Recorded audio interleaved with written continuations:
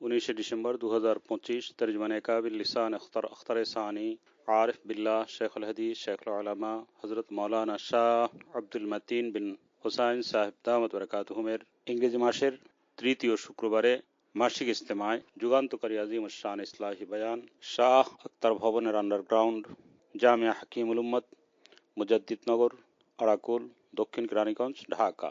জামিয়া হাকিমুল উম্মতে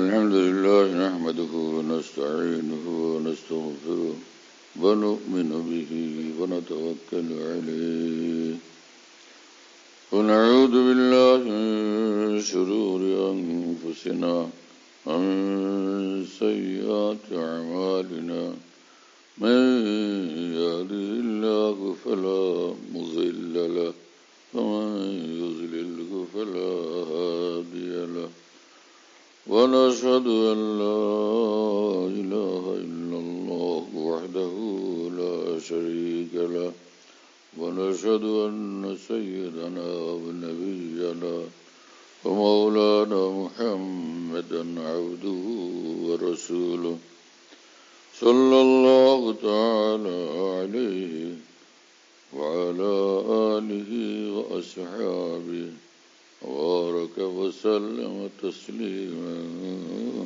كثيرا. أما بعد فأعوذ بالله من الشيطان الرجيم. بسم الله الرحمن الرحيم. أفمن شرح الله صدره للإسلام فهو على نور من ربه. صدق الله مولانا العظيم. وقال رسول الله صلى الله تعالى عليه وسلم إن النور إذا قذف في القلب انشرح له الصدر أو كما قال رسول الله صلى الله تعالى عليه وسلم. আল্লাহ পাক জাল্লা জালালু আম্মা নওয়ালু আমাদের সকলকে মাফ করেন, সমস্ত মুসলমানকে মাফ করেন। আল্লাহ তাআলা আমাদের সকলের কামেল ইসলাহ করে দেন, আমাদের অন্তরকে আমাদের জীবনকে আল্লাহ ওয়ালা বানায় দেন, গুনাহ থেকে গায়রুল্লাহ থেকে মুক্ত করেন, আউলিয়া کرام এবং আকাবির দ্বীনের ইলম ফাহাম এবং জিন্দগি আমাদেরকে নিজ দয়াতে নসিব করেন। কুরআনে কারীমে মহান রব্বুল আলামিন বলেন যে আল্লাহ পাক যার অন্তরকে ইসলামের জন্য খুলে দেন, ফাহু আলা নূর মির রব্বি, সে যেখানেই আছে সর্বদা আল্লাহ পাক নূরের মধ্যে আছে। এই আয়াতে পাক থেকে প্রমাণ হয় যে একজন মুসলমান একজন মুমিনের জিন্দেগি হবে সর্বহালে নূরওয়ালা, নূরওয়ালা চাহনি, নূরওয়ালা কথা, নূরওয়ালা ফিকির, নূরওয়ালা আমল, নূরওয়ালা আখলাক, নূরওয়ালা চালচলন, সব নূরওয়ালা। এ হলো একজন মুসলমানের জিন্দেগি। হ্যাঁ, এভাবে চলতে হবে আমাদের। আল্লাহ তাআলা আমাদেরকে বুঝ দান করেন এবং এইভাবে জিন্দেগি দান করেন। আমরা সকলে এইভাবে জিন্দেগি বানানোর ফিকির করব ইনশাআল্লাহ। তো নূরওয়ালা বান্দা কে? সে বান্দা, ইসলাম তো পুরোটা নূর, হ্যাঁ, ঈমান পুরোটা নূরই নূর। আল্লাহ পাক কোরআন শরীফে বলছেন জাল্লা জালালু আম্মা নওয়ালু, আল্লাহু নূরুস সামাওয়াতি ওয়াল আরদ, আসমান জমিনে আল্লাহ পাকের নূরই নূর। হ্যাঁ, কোরআন শরীফে আল্লাহ পাক জাল্লা জালালু আম্মা নওয়ালু বলছেন যে মাসালু নূরি কামিশকাতিন ফিহা মিসওয়া, আল মিসওয়াউ ফি জুজাজা, আল জুজাজাতু কাআন্নাহা কাউকাবুন দুরী ইউকাদু মিন শাজারাতিন মুবারাকা। হ্যাঁ, তারপরে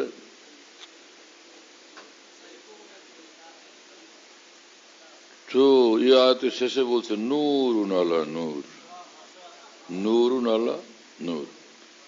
একজন ঈমানওয়ালার জিন্দেগি হবে নূরুন আলা নূর, নূরই নূর, নূরই নূর। আল্লাহ পাক নূর, কোরআনে কারীম নূর, তা এবং ইসলাম নূর, ঈমান নূর, তাকওয়া নূর, যিকরুল্লাহ নূর, নামাজ নূর, আসসালাতু নূর, নামাজ নূর, যিকরুল্লাহ নূর, তেলাওয়াত নূর, নূরই নূর। তো একজন মুসলমান নূরই নূরের জিন্দগি ওয়ালা হয়। নামাজ নূর, উজু করলো উজু নূর, উজু করলো উজু নূরই নূর, উজুর দ্বারা নূর অর্জন হয়। উজু শুরু করলো নূর আরম্ভ হয়ে গেল, নূরই নূর আসতে থাকলো। উজু মুকাম্মাল হলো, একদম নূর কামেল হয়ে গেল। সব গুনাহ শেষ, একদম সে একদম নূরে মুনাব্বার আলোকিত হয়ে গেল। রাসূলুল্লাহ সাল্লাল্লাহু আলাইহি ওয়াসাল্লাম বলছেন যে একজন ইজা তাওয়াজ্জাল আব্দুল মুসলিম আও ক্বাল আল মুমিন, একজন মুমিন, একজন মুসলমান যখন উজু করে ঈমানি শান নিয়া, আল্লাহ পাকের আনুগত্যের ইনকিয়াদের শান নিয়া, তো যখন সে উজু করে তো তার যখন সে চেহারা ধোয়, চেহারার সব গুনাহ ঝরে যায়। হাত্তা মিন তাহতে আসফারি আইনাইহি, চোখের পাতার ভিতরে যে গুনাহগুলো ছিল সেগুলো পর্যন্ত ধুয়ে উজুর পানির সঙ্গে ঝরে যায়। যখন তার দুই হাত ধোয়, হাতের সবগুলো গুনাহ উজুর পানির সঙ্গে ঝরে যায়। হ্যাঁ, যখন সে মসা করে মাথা কান, মাথা এবং কানের সবগুলো গুনাহ ঝরে যায়। যখন সে দুই পা ধোয়, দুই পায়ের গুনাহগুলো সব সে উজুর পানির সঙ্গে ঝরে যায়।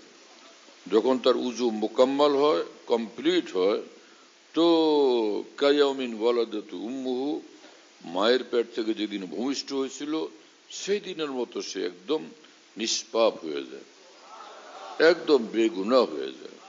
হ্যাঁ, আল্লাহু আকবার। এবং উজু ওয়াজাতুন থেকে, ওয়াজাতুন মানে আলোকিত হওয়া। উজুকে উজু এই জন্য বলে যে উজুর দ্বারা একজন মুমিন, একজন মুসলমান নূরে আলোকিত হয়ে যায়। উজুর দ্বারা একজন মুসলমান নূরে আলোকিত হয়ে যায়। উজু এক আযীমুশ শান আমল। কোন মানুষ যদি গুনাহ থেকে মুক্ত থাকে, সে উজু করে, তো উজুর মধ্যে তার নূর সে নিজে অনুভব করবে। হ্যাঁ, তার দিল উজুর নূরের দ্বারা মুতাআসসির হবে এবং সঙ্গে সঙ্গে কলের মধ্যে আল্লাহ পাকের নৈকট্যের প্রভাব অনুভব হবে। হ্যাঁ, এবং আল্লাহ পাকের খুশির এক প্রভাব তার অন্তর অনুভব হবে। এজন্য যে বান্দা যখন উজু করে, এখন কোনো আমল করবে, নামাজ পড়বে, তেলাওয়াত করবে, হ্যাঁ, তো রব্বুল আলামিনের খাস নজর পড়ে তখন তার উপরে। বান্দা আমার দরবারে হাজির হওয়ার জন্য গুরুত্বপূর্ণ, অত্যন্ত গুরুত্বের সাথে, ইহতিমামের সাথে সে প্রস্তুতি নিচ্ছে। হ্যাঁ, যখন বিয়ে হয়, বিয়ের আগে যে সকল প্রস্তুতি সেটা আকর্ষণীয়। বিয়ের আগে প্রস্তুতি খুব আকর্ষণীয় হয়। সে ছেলের জন্য বাজার থেকে কাপড় চোপড় কেনা হয়, আবার মেয়ের জন্য কাপড় চোপড় কেনা হয়, ওরে মেহেন্দি লাগায়, সাজায়। তো বিয়ে তো এখন হয়নি। হ্যাঁ, খালি সে আয়োজন চলতেছে, মানে বাসর ঘর হলো আসল বিয়ে, আগ তো হয়ে গেছে। কিন্তু বাসর ঘরে দুজনে আসবে তার আগে কি আয়োজন, কি প্রস্তুতি, ধুমধাম ধুমধাম ধুমধাম। তো উজু হলো মহান আল্লাহর দরবারে উপস্থিতির ধুমধাম প্রস্তুতি।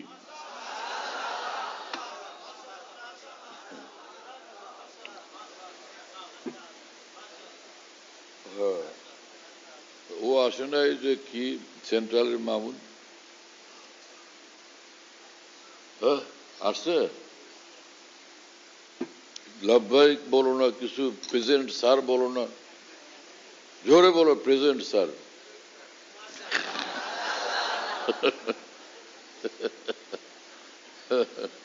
এখানে আসো, এখানে আসো। কাছে বসো ভাই। হ্যাঁ,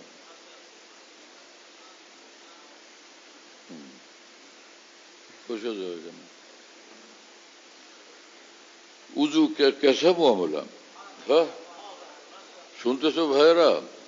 হ্যাঁ, মাদ্রাসায় তো পড়ো, মাদ্রাসায় পড়ো এবং পড়াও, কিন্তু কি পড়ো কি পড়াও এর হাকিকত তো বুঝতে হবে। এর হাকিকত বোঝা যাবে না যদি না তাকওয়ার নূরওয়ালা অন্তর এবং জীবন না বানানো হয়, এবং এই হাকিকত বুঝে আসবে না কোনো কামেল আল্লাহওয়ালার সোহবত এবং তরবিয়ত যখন না পাওয়া যায়। খালি কিতাবাদি পড়ার দ্বারা ইসলামের এবং দ্বীনের কোরআন সুন্নাহর গভীরে পৌঁছা যায় না, কোনোভাবেই গভীরে পৌঁছা যায় না। হ্যাঁ, যে সকল মাদ্রাসার মধ্যে যে কোরআন সুন্নাহর আলোকে দ্বীনি তরবিয়তের সুব্যবস্থা নাই, তো খালি কিতাব পড়ার দ্বারা এই পণ্ডিত তৈরি হয়, আলেমী দ্বীন তৈরি হওয়া মুশকিল হয়ে যায়। আলেমী দ্বীন তৈরি হওয়া মুশকিল হয়ে যায়। দারুল দেওবন্দের যে আকাবের দ্বীন যে মাদ্রাসা করছিলেন, দারুল দেওবন্দ বানাইছিলেন, সেটার উদ্দেশ্য পণ্ডিত তৈরি করা না, সেটার উদ্দেশ্য ছিল ওলামায়ে দ্বীন তৈরি করা।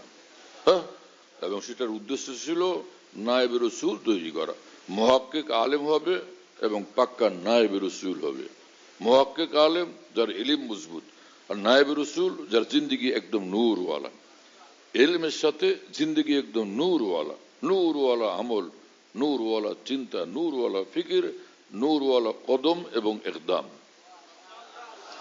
নূরওয়ালা কদম, নূরওয়ালা একদাম। তার প্রতিটি স্বপ্ন নূরওয়ালা, প্রতিটি কর্ম নূরওয়ালা, প্রতিটি পদক্ষেপ নূরওয়ালা, তার লক্ষ্য উদ্দেশ্য নূরওয়ালা। নিচে সে নামতেই জানে না, নিচে সে নামতেই জানে না। হ্যাঁ, বাপ মাওলানা জালালউদ্দিন রুমি রহমতুল্লাহ আলীর ভাষায়, বাজে শাহী গশতামো নেক উপায়াম, ফার গজ মুরদারামো কারগেস নায়াম। আমি বাদশার হাতে পালা বাজ পাখি।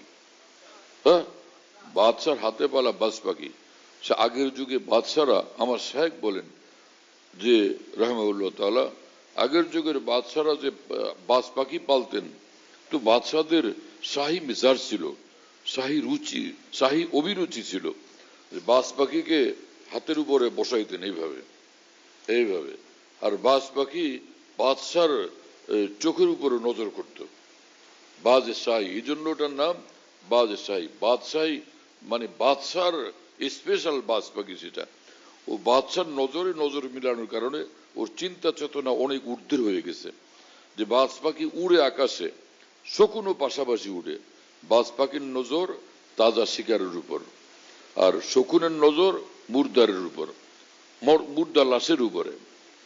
কথা বুঝতেছেন প্রিয় বন্ধুরা? তো যারা আলিম দ্বীন হন, সঙ্গে সে কোনো কামেল আল্লাহওয়ালার তরবিয়ত, আল্লাহওয়ালার হাতের উপরে তার তরবিয়ত হয়, তো সে কামেল আল্লাহওয়ালার চোখের চাহনি এবং নূর এবং অন্তরের নূরের আসরে সে মহান রব্বুল আলমীর বাজ পাখিতে পরিণত হয়েছে। তার নজর ঊর্ধ্বে থাকে, আসমানের উপরে থাকে, আরশ আজমের উপরে থাকে, রব্বুল আরশের উপরে তার নজর থাকে। এই নোংরা গান্দা এই দুনিয়ার উপরে তার নজর থাকে না। বাজে শাহী গশতামো নেক উপায়াম, ফারে গজ মুরদারামো কারগিস নায়াম। এবং আমি সব মুর্দা লাশ থেকে মুক্ত। আমি কোনো শকুন না, যে আমি শকুনের নজর দিয়া এই জগৎ আর পৃথিবীকে দেখব, অথবা শকুনের নজর দিয়ে কোনো লক্ষ্য এবং উদ্দেশ্য নির্ধারণ করব। কি কথা!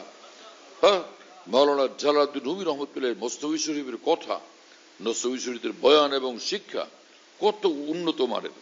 এজন্য হুজ্জতুল ইসলাম মাওলানা কাসেম নানতুবী রহমতুল্লাহ বলতেন, 3 কিতাবে আলবেলি হ্যাঁ, কোরআন শরীফ, বুখারী শরীফ, মসনবী শরীফ।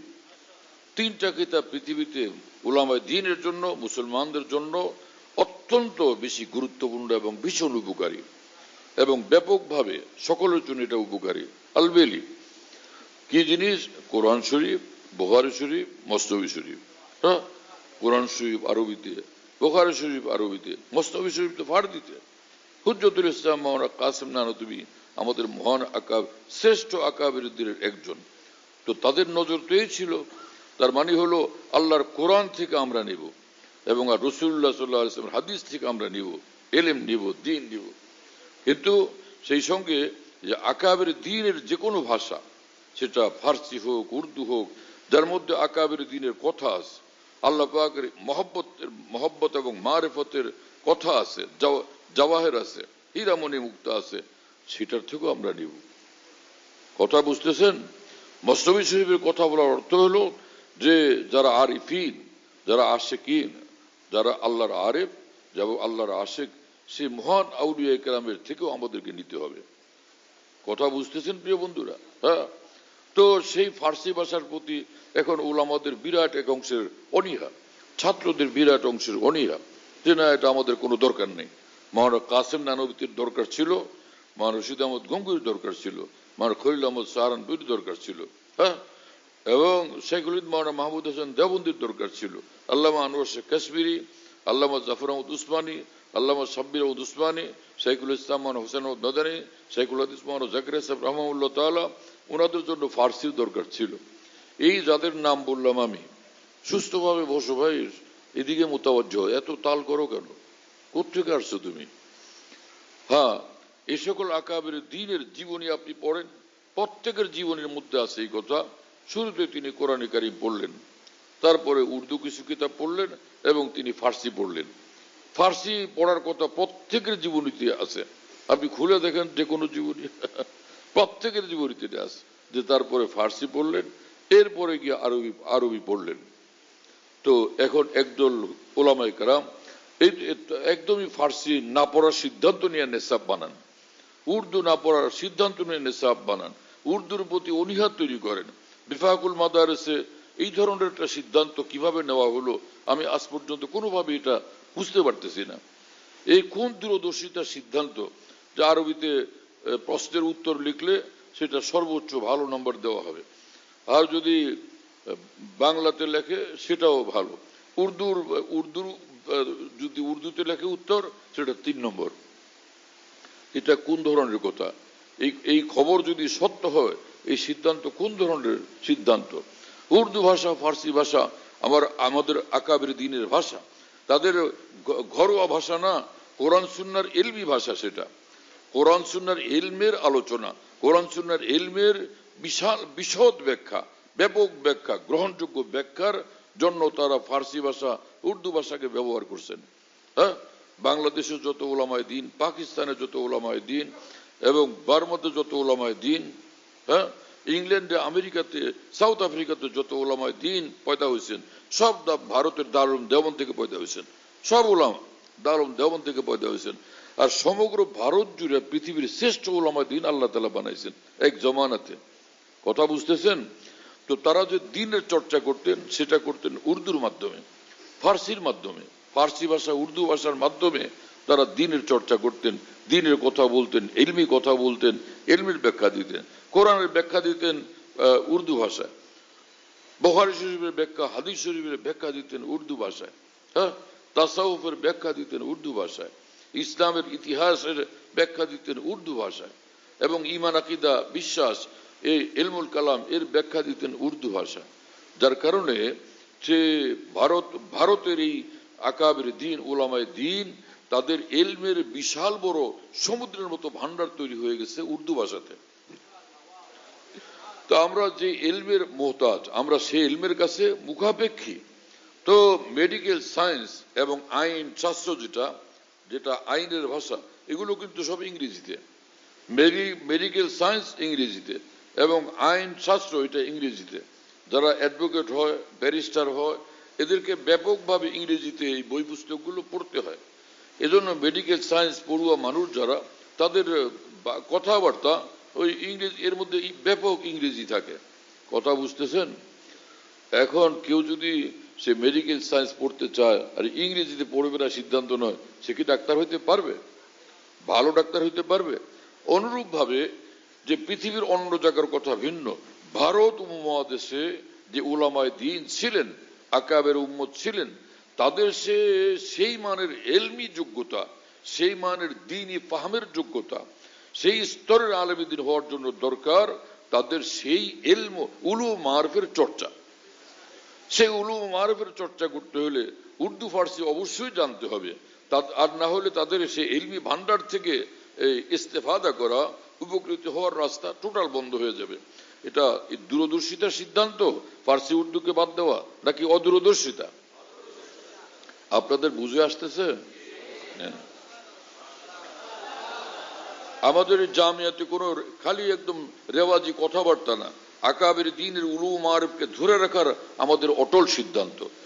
হ্যাঁ, আকাবের দ্বীনের উলুম মারিফকে ধরে রাখা, তাদের জীবনধারা, হ্যাঁ, তাদের দৃষ্টি, তাদের চিন্তা চেতনা, সেটাকে ধরে রাখা, যা আমাদের জামিয়া হাকিম উম্মতের মহান লক্ষ্য এবং উদ্দেশ্য।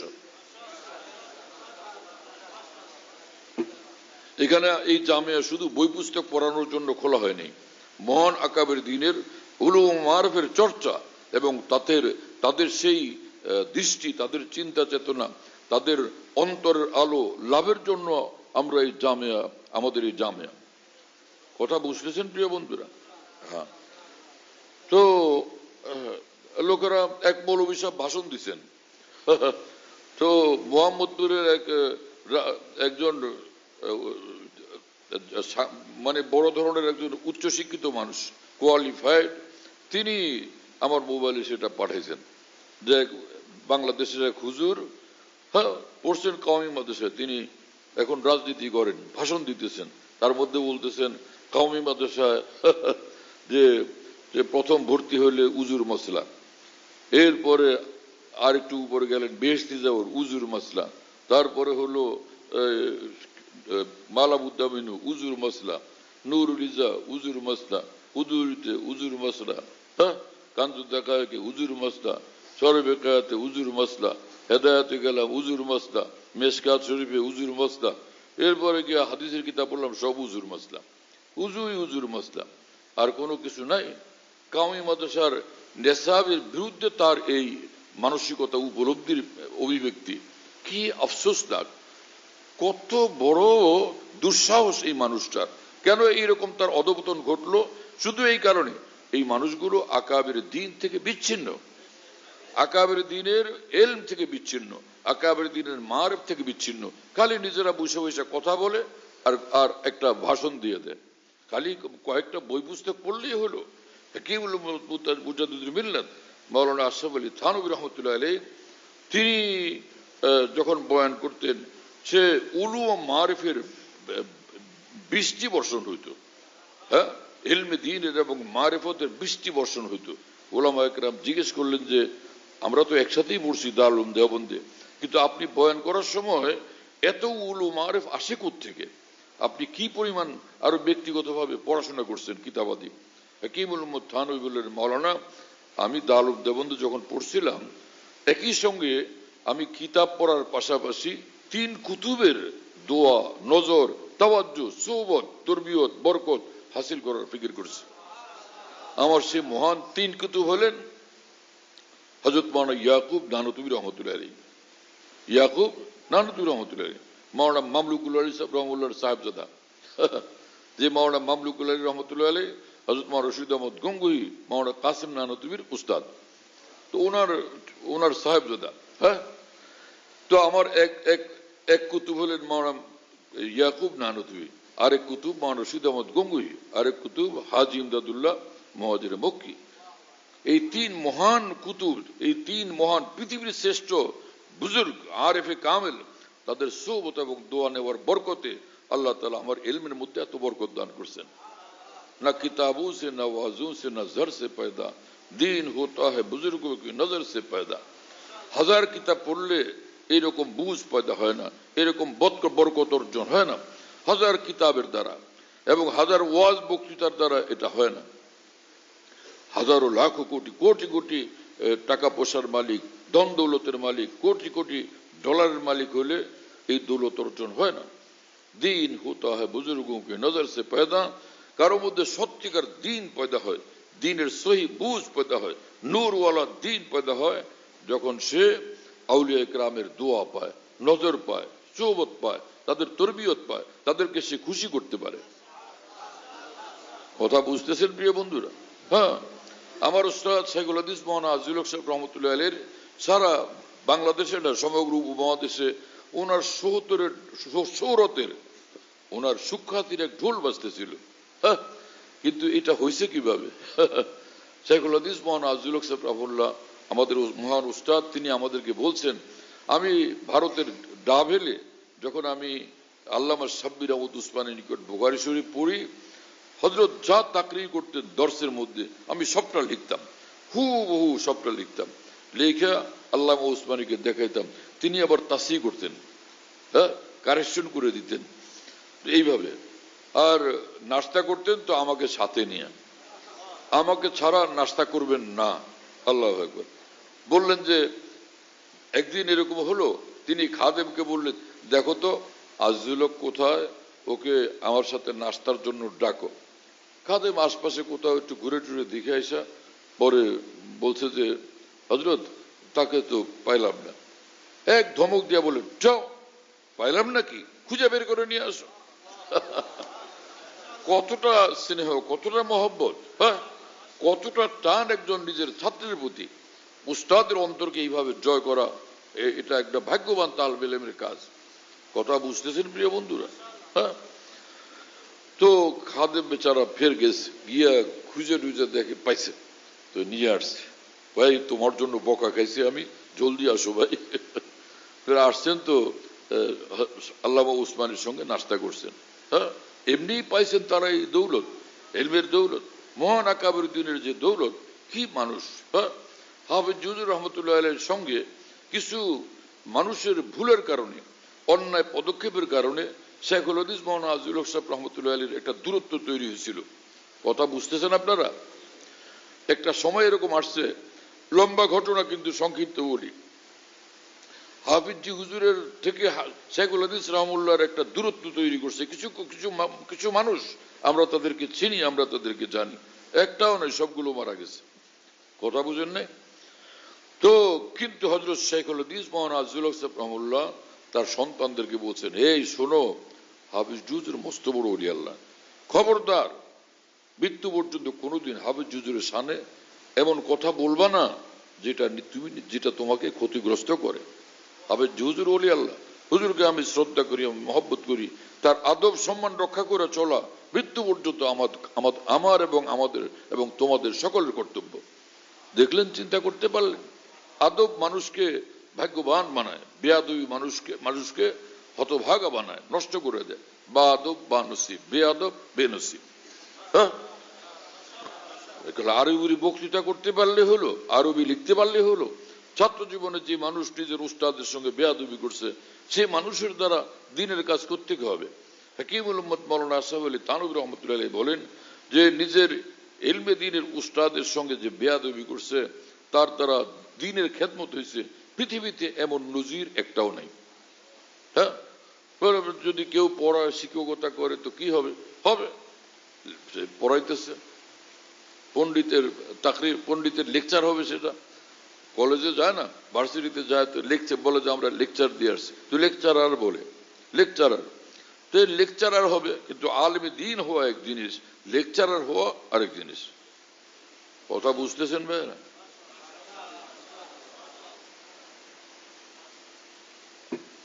বেয়াদব ছাত্র যত মেধাবী হোক না কেন, সে লেকচারার হইতে পারে, কিন্তু আলেমে দ্বীন হবে না, এবং তার দ্বারা দ্বীনের কোনো কাজই হবে না।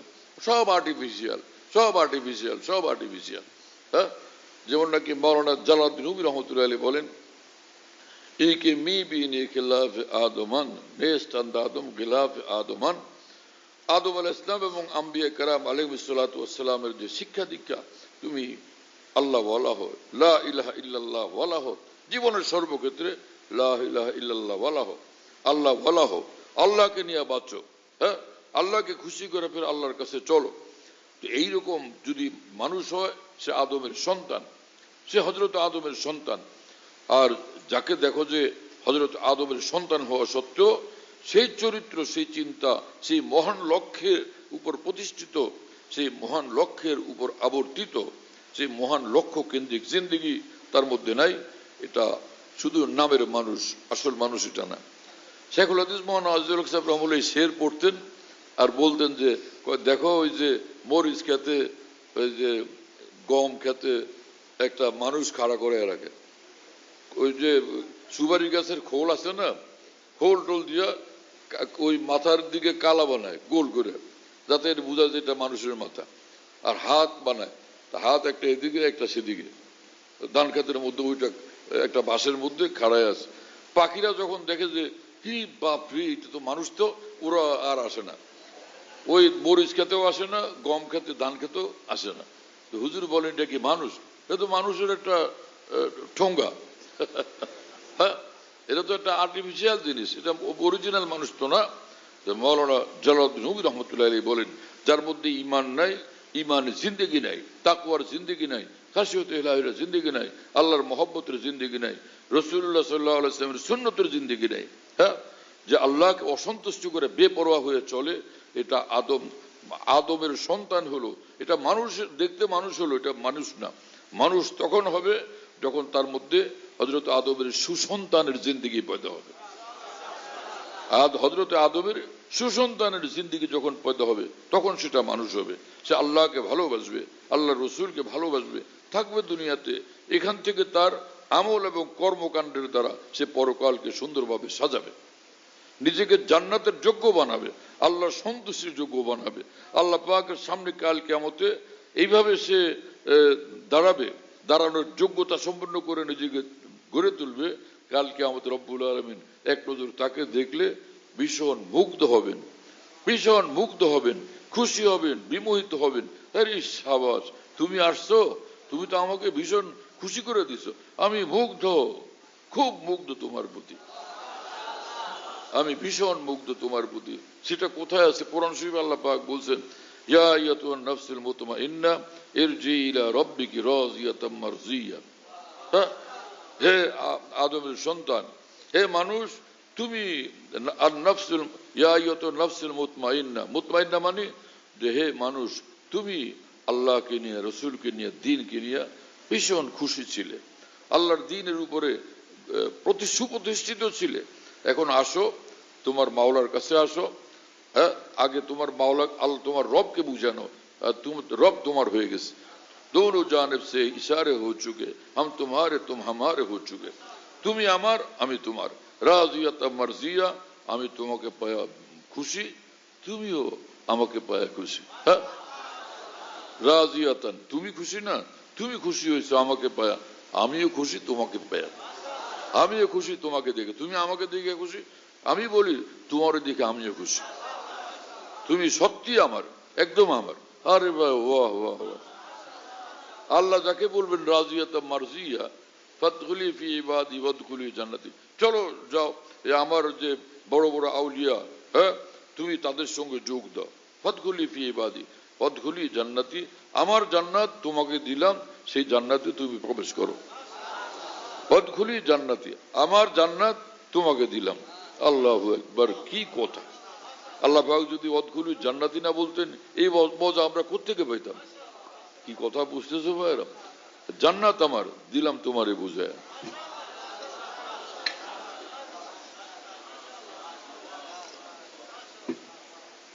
কি আজীব মহামাল ইসলাম, যে কত সুন্দর। হ্যাঁ আমার ভাইয়ের, এই জন্য একদম এটা লাজিম এবং জরুরি। ওলামায়ে দ্বীন এখন ব্যাপকভাবে শতদা বিচ্ছিন্ন।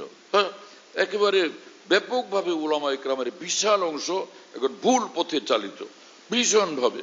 এখন জন নিজেকে মুস্তাহিদ মনে করতেছে, যা খুশি একটা ফতোয়া দিয়ে বসে, যা খুশি একটা ইসলামী সিদ্ধান্ত নিয়ে বসে, যা খুশি একটা চিৎকার আর একটা স্লোগান দিয়ে বসে, সব স্বাধীন হয়ে গেছে। কিন্তু এই কঠিন ক্যান্সারে যে আজকে ওলামায়ে কেরামের বিশাল অংশ আক্রান্ত, এটা ওলামাদেরকে ধ্বংস করবে, তাদের অনুসারীদেরকেও ধ্বংস করবে।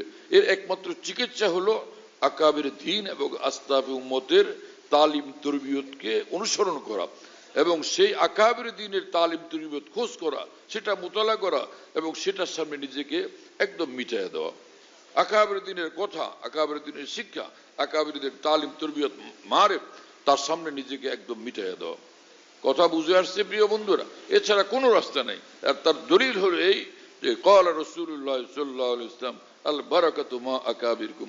আব্দুল্লাহ ইবনে আব্বাস রাদিয়াল্লাহু তাআলা আনহু বলেন, রাসূলুল্লাহ সাল্লাল্লাহু আলাইহি ওয়াসাল্লাম বলছেন যে আল বারাকাতু মা আকাবিরকুম, আল খায়রু মা আকাবিরকুম, আল্লাহর দ্বীনকে কেন্দ্র করে যত বরকত আর কল্যাণ অর্জন করার বিষয় আমাদের আছে, এটা সবটা অর্জন হবে শুধুই আকাবির দ্বীনের পথে। মা আকাবির, সবটা বরকত, সবটা খায়ের। খায়ের এটা দুইভাবে ব্যবহার হয়, কোরআন হাদিসে খায়ের দুইভাবে ব্যবহার হয়। খায়ের কখনো ঈমানের অর্থে ব্যবহার হয়, আর খায়ের কখনো আমাল ইসলামিয়ার অর্থে ব্যবহার হয়। খায়ের কখনো আল্লাহ পাক বান্দাকে যে নেমত আর পুরস্কার দেন সেজন্য ব্যবহার হয়। কথা বুঝতেছেন প্রিয় বন্ধুরা? হ্যাঁ, খায়ের এক আজি উসান শব্দ, কথা বুঝতেছেন কিনা? হ্যাঁ, খায়রুকুম মান তাআল্লামাল কুরআন ওয়া আল্লামাহু আইয়ুন নাসি খায়রুন। রাসূলুল্লাহ সাল্লাল্লাহু আলাইহি ওয়াসাল্লাম জিজ্ঞেস করা হয়েছে আইয়ুন নাসি খায়রুন, তো তিনি আমলের কথা বলতেছেন, বিভিন্ন আমলের কথা তুলে ধরছেন, এটা খায়ের। আবার কখনো আইয়ুন নাসি খায়ের তিনি বলছেন ঈমানুন বিল্লাহ, হ্যাঁ, আল্লাহর প্রতি ঈমান আনা। তাকে খায়ের কি জিনিস হলো? ঈমান, নেক আমল, নেক আমলের জিন্দেগি, আল্লাহর সন্তুষ্টির জিন্দেগি। কথা বুঝতেছেন? মান ইউরিদিল্লাহু বিহি খায়রান ইউফাক্কিহু ফিদ্দীন। আর এইখানে খায়ের কি জিনিস? আল্লাহ পাক যাকে মহা কল্যাণ, মহা কামিয়াবি দিতে চান, আল্লাহ পাক দ্বীনের গভীর সমঝ, গভীর বুঝ তাকে দান করেন। এখানে খায়ের কি জিনিস বলো ভাই? তাহলে এই যে রাসূলুল্লাহ সাল্লাল্লাহু আলাইহি ওয়াসাল্লাম বললেন এই কথা, আল খায়রু মা আকাবিরিকুম, আল্লাহর দ্বীনের সমস্ত খায়ের, কল্যাণ, সফলতা, নূর, বরকত, সমজ, কামিয়াবি সবটা আকাবের দ্বীনের পথে। হ্যাঁ, আল্লাহর দ্বীনকে সহিভাবে বুঝা, আল্লাহর দ্বীনের ফাহমে সহি ফাহম, নূরওয়ালা ফাহম, নূরওয়ালা বুঝ অর্জন হওয়া, এবং সহি জিন্দেগি তোমার মধ্যে আসা, সহি দ্বীনের জিন্দেগি তোমার মধ্যে আসা, আল্লাহকে খুশি করার জিন্দেগি তোমার মধ্যে আসা, এবং দুনিয়ার জিন্দেগি কামিয়াব, আখিরাতে তুমি কামিয়াব। এই সমস্ত কল্যাণ এবং এই সমস্ত মঙ্গল, হ্যাঁ, এই সবকিছু অর্জন করার একটাই পথ, আকাবির দ্বীনের রাস্তায় অবিচল থাকতে হবে। কথা বুঝছেন আপনারা?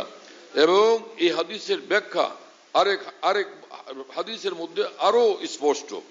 এই হাদিসের সেটা ব্যাখ্যা, সেটা হলো যে লা ইয়াজালুন নাসু বিখাইরিন, লা ইয়াজালুন নাসু বিখাইরিন মা আখাযুল ইলমা আন আকাবিরিহিম। মাওলানা আপনি উঠে এক পাশে যান, এদিকে যান, পান খান বসে বসে আমার সামনে, উঠেন ওইদিকে এক পাশে যান। এতদিনে এতটুকু শিখছেন মাওলানা, যান এক সাইডে বসেন। আয়সা একদম সামনে বসে গেছেন। হ্যাঁ, বসার জন্য কোনো তরতিব নাই, কিছুই শিখেন নাই তো এখন পর্যন্ত। হাঁটতেও জানেন না, বসতেও জানেন না, কাপড়ও পরতে জানেন না। হুজুর হয়েছেন, সারা দুনিয়াতে ইসলাম প্রচার করতেছেন। ইসলাম নিজের মধ্যে আনা উচিত। উলুল জুলুল এক জিন্দিগি বানায় বসে আছেন।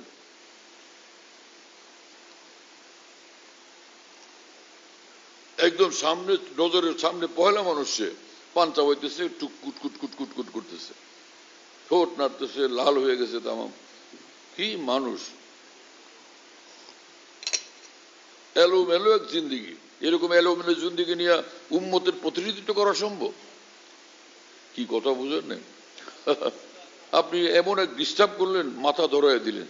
আমার যে কথার একটা গতি ছিল সেটাকে আপনি একদমই ব্যাহত করে দিলেন। আবার এসে সামনে বসে গেছেন। কি বলতেছিলাম বলেন? বলো ভাই, কি বিষয়? হ্যাঁ, কি মানুষ! একদম এসে একদম পয়লা নম্বরে বসে গেছে, এলো মেলো, উলুল জুলুল, মাথা থেকে পা পর্যন্ত সব, তরবিয়ত নাই, কিছু নাই, আল্লামা হয়ে যায় একজন। হ্যাঁ, তো এই হাদিসে পাকের বক্তব্য, লা ইয়াজালুন নাসু বিখাইরিন, মানুষ খায়রের উপর থাকবে। খায়ের মানে যে সামগ্রিক কল্যাণ, পূর্ণ কামিয়াবি। কথা বুঝতেছেন প্রিয় বন্ধুরা? এই খায়ের মানে তার বুঝ সহি, ইলম সহি, তার আমল সহি, তার জিন্দিগি সহি, এবং জিন্দিগি আল্লাহর সন্তুষ্টির উপরে প্রতিষ্ঠিত। হ্যাঁ, একদম দিন মোতাবেক, একদম দিন মোতাবেক, কোনো বিচ্যুতি নাই। এই হলো এখানে খায়ের অর্থ। হ্যাঁ, লা ইয়াজালুন নাসু বিখাইরিন, কারণ ইলম এবং খায়েরের মোকাবেলা হয়েছে এখানে, তাকাবুল, ইলম এবং খায়ের। তো বোঝা গেল ইলম তো এক জিনিস, আর বাকি সবটা, ঈমান, আকীদা, আমল, সবটা খায়েরের মধ্যে অন্তর্ভুক্ত, সবটা খায়েরের মধ্যে অন্তর্ভুক্ত। হ্যাঁ, লা ইয়াজালুন নাসু বিখাইরিন মা আখাযুল ইলমা আন আকাবিরিহিম।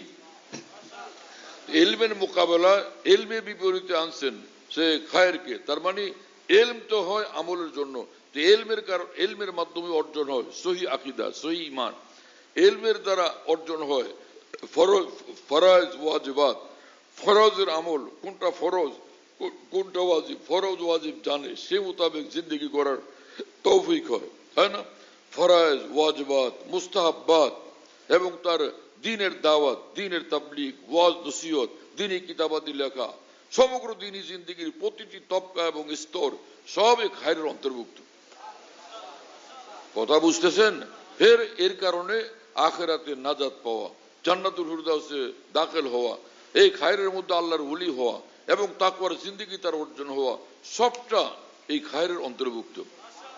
তাহলে কি অর্থ দাঁড়াইলো?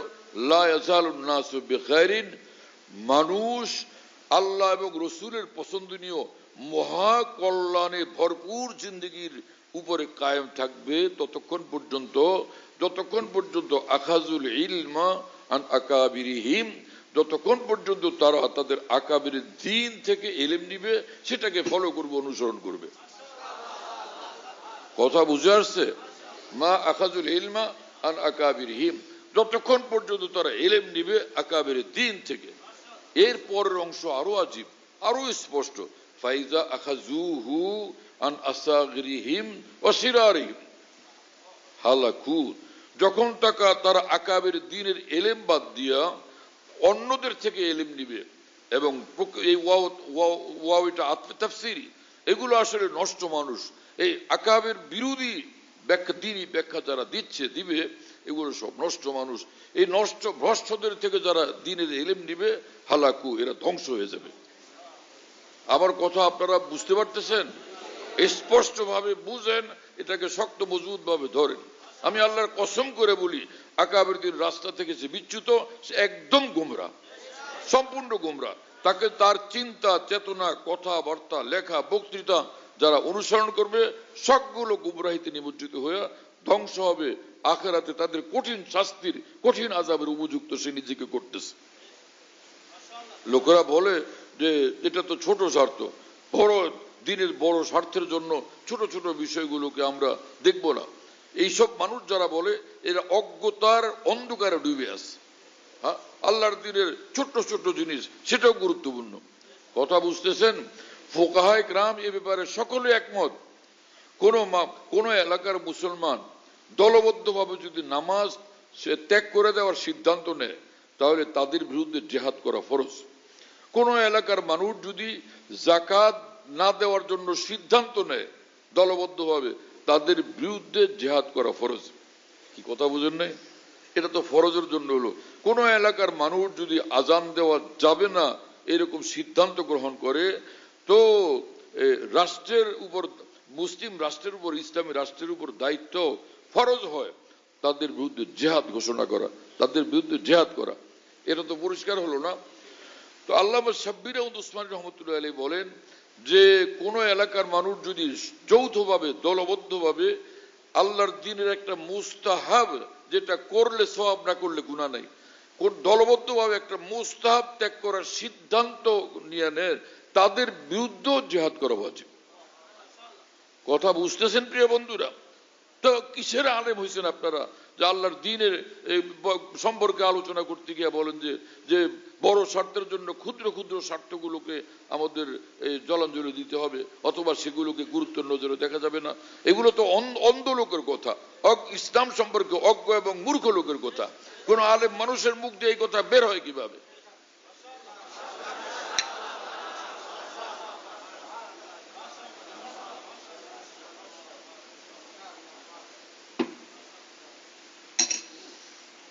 যত গুমরাহি এখন ছড়ায় আছে, দোয়া করেন আল্লাহ পাক তৌফিক দেন, এক একটা গুমরাহির ব্যাপারে একদম কোরআন সুন্নাহর আলোকের জন্য একদম বিশদ আলোচনা আল্লাহ পাক তৌফিক দান করেন আমাদেরকে। আল্লাহ তাআলা আমাদেরকে তৌফিক দেন যে প্রতিটি গুমরাহির বিপরীতে কোরআন সুন্নাহর আলোকে একদম, এবং আকাবেরের দ্বীনি ব্যাখ্যা, ইলমি ব্যাখ্যার আলোকে সবটা জন্য তুলে ধরার জন্য আল্লাহ তাআলা আমাদেরকে তৌফিক দেন। হ্যাঁ,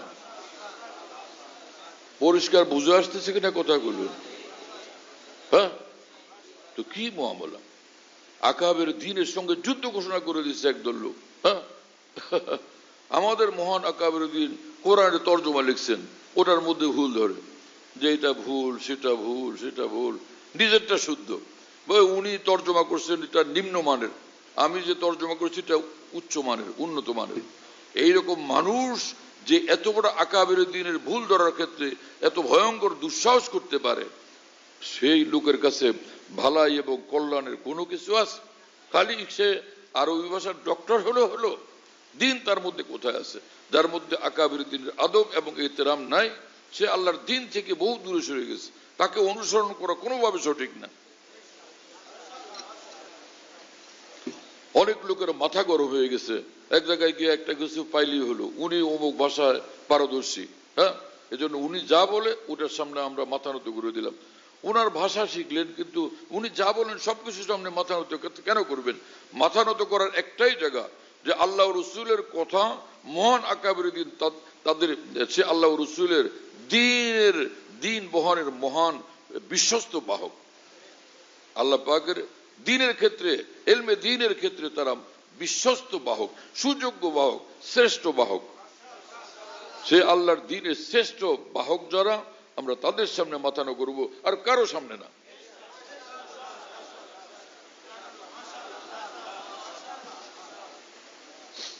নুরুদ্দিন বুঝো কিছু? বার্ষিক হাজিরা দিতে আসে না মোল্লা তো। আফামান সারাহ আল্লাহ, কি কথা! আফামান সারাহ আল্লাহ সাদরাহু বিল ইসলাম লিল ইসলামে, আফামান সারাহ আল্লাহ সাদরাহু লিল ইসলাম, কি আল্লাহ পাকের বাণী! ফাহু আলা নূরিন মির রাব্বি, ফাহু আলা নূরিন বললেও তো বাহ্যিক ভাবে চলে, কিন্তু না, ফাহু আলা নূরিন মির রাব্বি।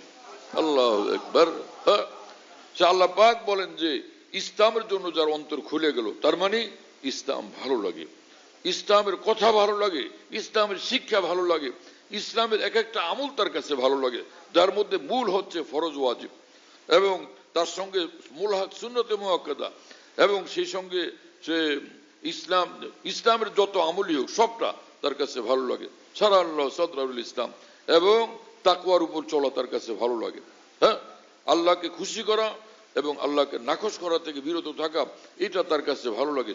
এই যদি হয় একজন ইসলামওয়ালার জিন্দেগি, আল্লাহ পাক ফাহু আলা নূরিন মির রাব্বি, সে নূরের উপর আছে, সর্বদা সে নূরের উপর আছে, এবং সে নূর মির রাব্বি, সে মহান আল্লাহর, তার রবের নূরের মধ্যে সে ডুবে আছে। তার রবের নূর, খালি নূর কি, তার রবের নূরের মধ্যে ডুবে আছে। আল্লাহ আকবার। যে নূরকে রবের দিকে নিসবত করা, রবের নূর বলা, এটা কি আজীব মামলা, যে তার কোনো পেরেশানির কোনো বিষয় নাই, একদম খাঁটি দিনের উপর সে কায়েম আছে, একদম সহি দিনের উপর সে কায়েম আছে। হ্যাঁ, একদম শতভাগ সহি দিনের উপর সে কায়েম আছে, একদম সে বিলকুল কামিয়াব হবে, এবং সে এই নূর তাকে আমি আল্লাহ পর্যন্ত পৌঁছে দিবে, জান্নাত পর্যন্ত পৌঁছে দিবে। তার মানে সে ফাহু আলা নূর মির রাব্বি, অর্থাৎ সে একদম একদম বহুত বড় ওলি আল্লাহ, বহুত বড় ওলি আল্লাহ।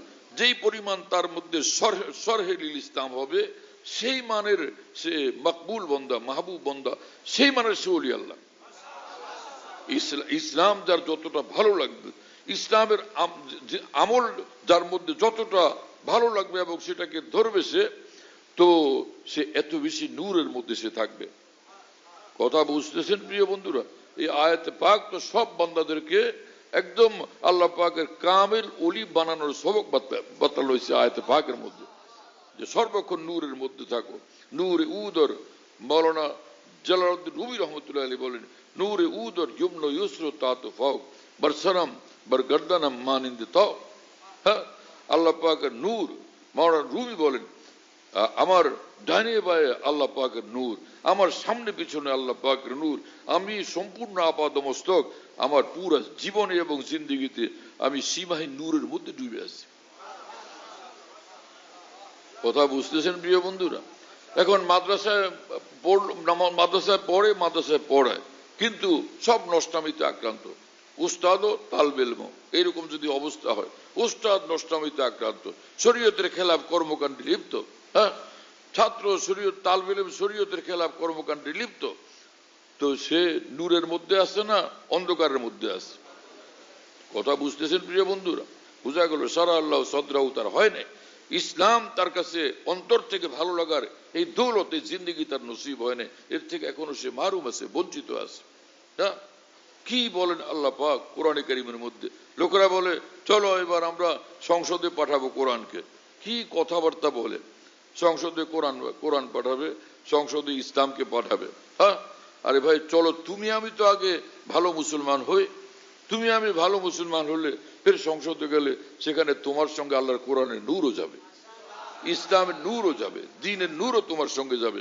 আর তুমি যে ভাষায় কথা বলো, যেরকম বেলাগাম এবং বেপরোয়া কথা বলো আল্লাহর দ্বীনের প্রতিনিধিত্ব করতে গিয়া, তুমি নিজেই তো বেলাগাম, তুমি নিজেই তো এখন পর্যন্ত অন্ধকারে ডুবে আস।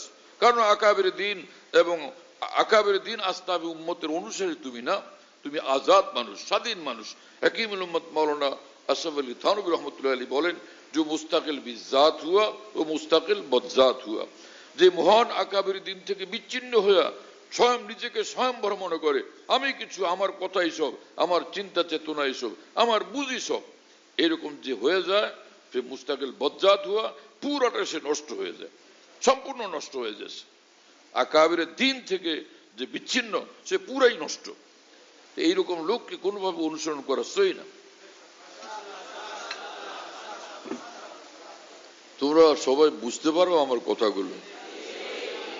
হ্যাঁ, যারা আমি যে এত কষ্ট করে বোঝানোর আলহামদুলিল্লাহ চেষ্টা করতেছি, যারা কথাগুলো নিতে পারতেছো এবং ভালো লাগতেছে এবং বুঝতে পারতেছো, দেখি তোমরা কারা। মাশাআল্লাহ, দেখেন ওই যে মাশাআল্লাহ, শাবাশ শাবাশ, মাশাআল্লাহ। আল্লাহ তাআলা খুব কবুল করেন, আমাদের সকলকে কবুল করেন ইনশাআল্লাহ। তোমরা যদি এইভাবে জমে থাকো এবং পড়াশোনা করো, এখানের তালিম তরবিয়ত দুইটাকে গ্রহণ করো, এক জমানায় দেখবো যে আল্লাহ পাক তোমাদেরকে কি দৌলত দান করেন। যাদের কাছে আকাবেরের মহব্বতের দৌলত নাই, আকাবেরের শ্রদ্ধা ভক্তির দৌলত নাই, আকাবেরের আদবের দৌলত নাই, আকাবেরের ইত্তেবা এবং অনুসরণের দৌলত নাই, সে একদম মাহরুম, সে পোড়া কপাল, তার কাছে কিছুই নেই। হ্যাঁ, রিক্ত হস্ত সে। হ্যাঁ, রিক্ত হস্ত মানে সে একদমই চৌরাস্তার খয়রাতি। চৌরাস্তার খয়রাতি কি? চৌরাস্তায় বসে থাকে একটা বাটি নিয়ে, ভাণ্ড নিয়ে, হ্যাঁ, বসে থাকে, ভাই দিয়া যান, ভাই দিয়া যান, দিয়া যান, ভাই দিয়া যান, এইরকম খয়রাতি সে। আকাবের থেকে বিচ্ছিন্ন মানুষ হলো চৌরাস্তার খয়রাতি। কোথায় গেছে মৌলভী মাসুদ? এটা গায়েব হয়ে গেছে আজকে। আরে ভাই ওখানে বসে রয়েছ, ডাকতেছি তাও শোনো না। কি ইনসান তোমরা! মানুষ হবা কবে? খুঁজতেছি, ওখানে বসে আছে। মানুষ হও, কেন আওয়াজ দেন যে আমি এখানে আছি? দাঁড়ায় গেল না কি জন্য? হ্যাঁ, কোন এখন পর্যন্ত শয়তানি ত্যাগ করতে পারো নাই, অজুব কিবির থেকে মুক্ত হও নাই। আমি খুঁজতেছি, ওখানে বসে আছে ভূতের মতো। মানুষ কবে হবা মিয়া তোমরা? হ্যাঁ, বই পুস্তক পড়ার পড়াও, মানুষ তো হও নাই। খুঁজতেছি, ওখানে ভূতের মতো বসে আছে। নষ্ট হয়ে গেছে, একেবারে শেষ হয়ে গেছে। বসো মিয়া, বসো। তালবে ইলমের সামনে না হলে এখান থেকে বের করে দিতাম এখন তোমাকে আমি।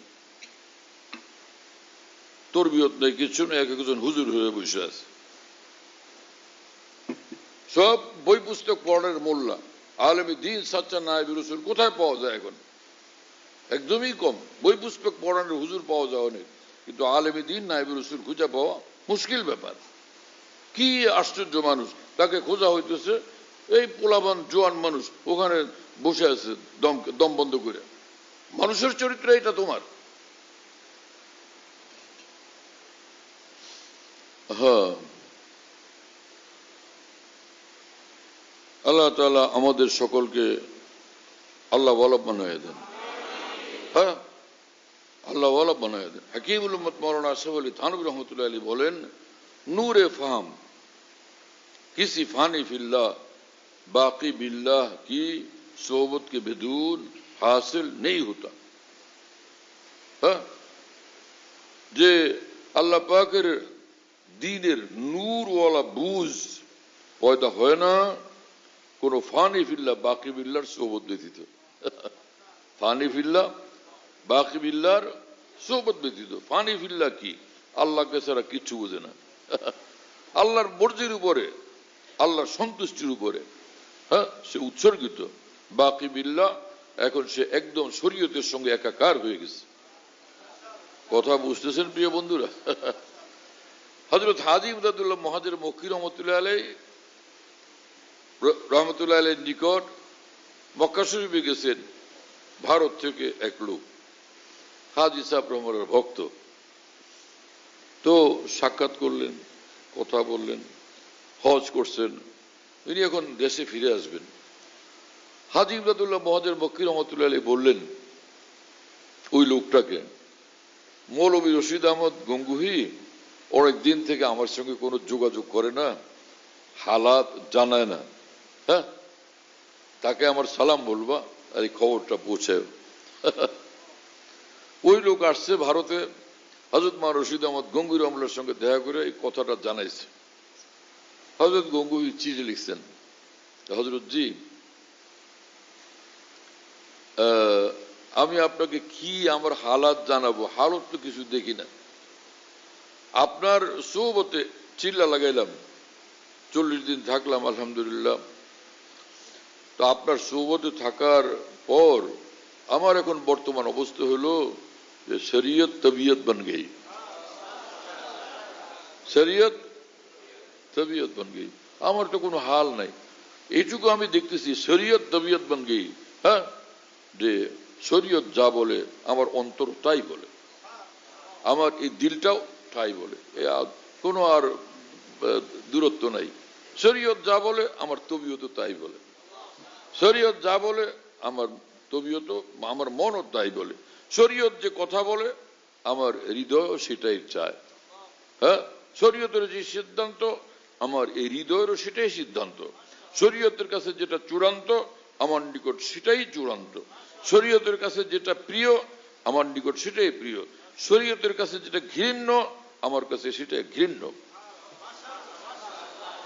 শরীয়ত তবিয়ত বন গই।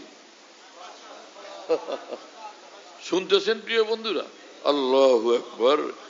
এই মাওলানা রশিদ আহমদ গঙ্গুহি কি মানুষ ছিলেন, কি মানুষ ছিলেন! এই মহান আকাবিরের তাজকিরা নাই, মহান আকাবির দ্বীনের তাজকিরা নাই, তাদের আলোচনা নাই। কেন? আমরা শাহসাব হয়ে গেছি এক একজন। আমি ধুমধাম আরবি লিখতে পারি, আরবি বলতে পারি, আরবি শিক্ষা দিতে পারি, আমি বিশাল বড় কেউ হয়ে গেছি আমি, এবং মজমুয়াতুল আকাবির হয়ে গেছি। আমার আকাবির কোনো দরকার নেই। এটা অহংকার, এটা অহংকারের ভূত। এই অহংকারের ভূত যার কাঁধে উঠছে সে ধ্বংস হয়ে গেছে। কথা বুঝতেছেন প্রিয় বন্ধুরা? এইরকম জিন্দিগি কি আমাদের মধ্যে আছে? শরীয়ত তবিয়ত বন গই। কোত্থেকে এই জিন্দিগি পয়দা হলো? হাজী ইমদাদুল্লাহ মুহাজির মক্কি রহমাল্লাহর সোহবত থেকে, তার সোহবত থেকে, তার সোহবত, তার তরবিয়ত, তার দোয়া, হ্যাঁ, তার সুনজর, তার তাওয়াজ্জু, এর বরকতে, তার স্নেহ মায়া মহব্বত মাওলানা গঙ্গুহির প্রতি যেটা ছিল, তার বরকতে আল্লাহ পাক মাওলানা গঙ্গুহিকে এই দৌলত দান করছেন। কি বিস্ময়কর কথা! আল্লাহু আকবার, আশ্চর্য কথা। হ্যাঁ, আর কোন ওয়াজের দরকার? শরীয়ত তবিয়ত বন গই। হাকিমুল উম্মত মাওলানা আশরাফ আলী থানভী রাহমাহুল্লাহ বলতেন, হুজ্জতুল ইসলাম মাওলানা কাসেম নানুতুবি তিনিও অনেক বড় মানুষ। ইমাম রব্বানী মাওলানা রশিদ আহমদ গঙ্গুহি তিনিও অনেক বড় মানুষ। দুজনকে আমি এই পৃথিবীতে বড় জানি, দুজনকে এই পৃথিবীতে এলমের জগতে আমি বড় জানি, কিন্তু আমার মনটা বেশি মাইল থাকে, বেশি আকৃষ্ট থাকে মাওলানা রশিদ আহমদ গঙ্গুহির প্রতি। এই কথা হযরত মাওলানা থানভী রাহমাহুল্লাহ বলছেন। কথা বুঝতেছেন প্রিয় বন্ধুরা? কি আশ্চর্য মানুষ এই সকল মানুষ! হ্যাঁ, মাওলানা কাসেম নানুতুবি রাহমাহুল্লাহ মনে করতেন মাওলানা রশিদ আহমদ গঙ্গুহি সবচেয়ে বড় মানুষ। হযরত মাওলানা রশিদ আহমদ গঙ্গুহি রাহমাহুল্লাহ মনে করতেন মাওলানা কাসেম নানুতুবি সবচেয়ে বড় মানুষ। হযরত থানভী বলেন উনি মনে করতেন ইনি বড়, ইনি মনে করতেন উনি বড়। কি মজা ছিল! আল্লাহু আকবার, কি মজা ছিল! হ্যাঁ, ইনি মনে করতেন তিনি বড়, তিনি মনে করতেন ইনি বড়, একদম অন্তর থেকে এটা বিশ্বাস করতেন। কি কথা বুঝেন না?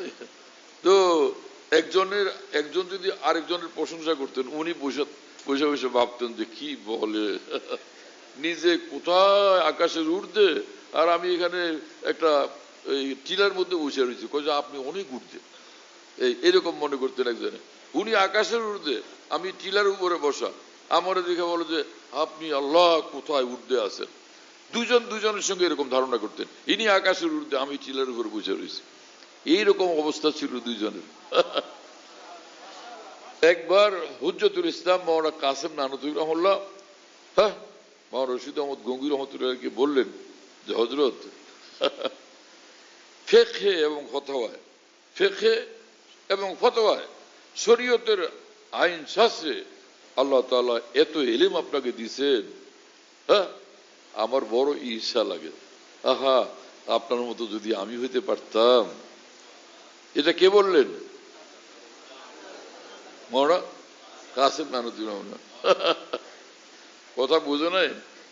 মুঝে রস্ক আতা হ্যায় আপ পর, আপনার এই বিশাল বড় ইলম আর ফিকহের মহাসমুদ্র দেখে আমার দারুণ ঈর্ষা লাগে। আমি যদি আপনার মতো, ঈর্ষা লাগে মানে আহা, যদি এই আপনার মতো আমি হইতে পারতাম, এই ইলমের মহাভান্ডার, এই মহাসমুদ্র আমি পাইতাম। এইটা বললেন কে? মাওলানা কাসেম নানুতুর রহমতুল্লাহ। তো হযরত মাওলানা রশিদ আহমদ গঙ্গুই রহমতুল্লাহ বললেন, আহা, কি কথা শুনলাম, ও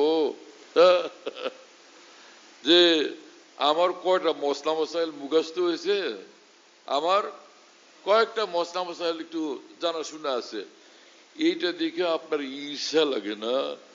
আর আপনার ইলম তো এত ঊর্ধ্বে, আপনার ইলমের মাকাম তো এত ঊর্ধ্বে, সেদিকে যদি আমি তাকাই যে ওনার ইলমের মাকামটা কোথায়, তা আমার মাথার টুপি পিছনে পড়ে যাবে।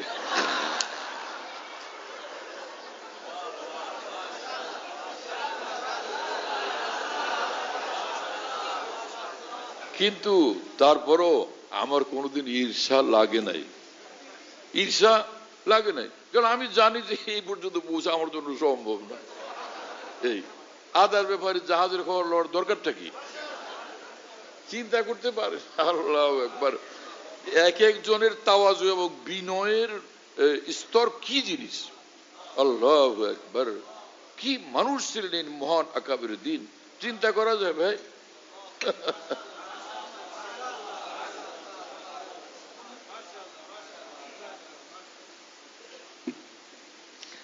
তো তিনটা ছিল না?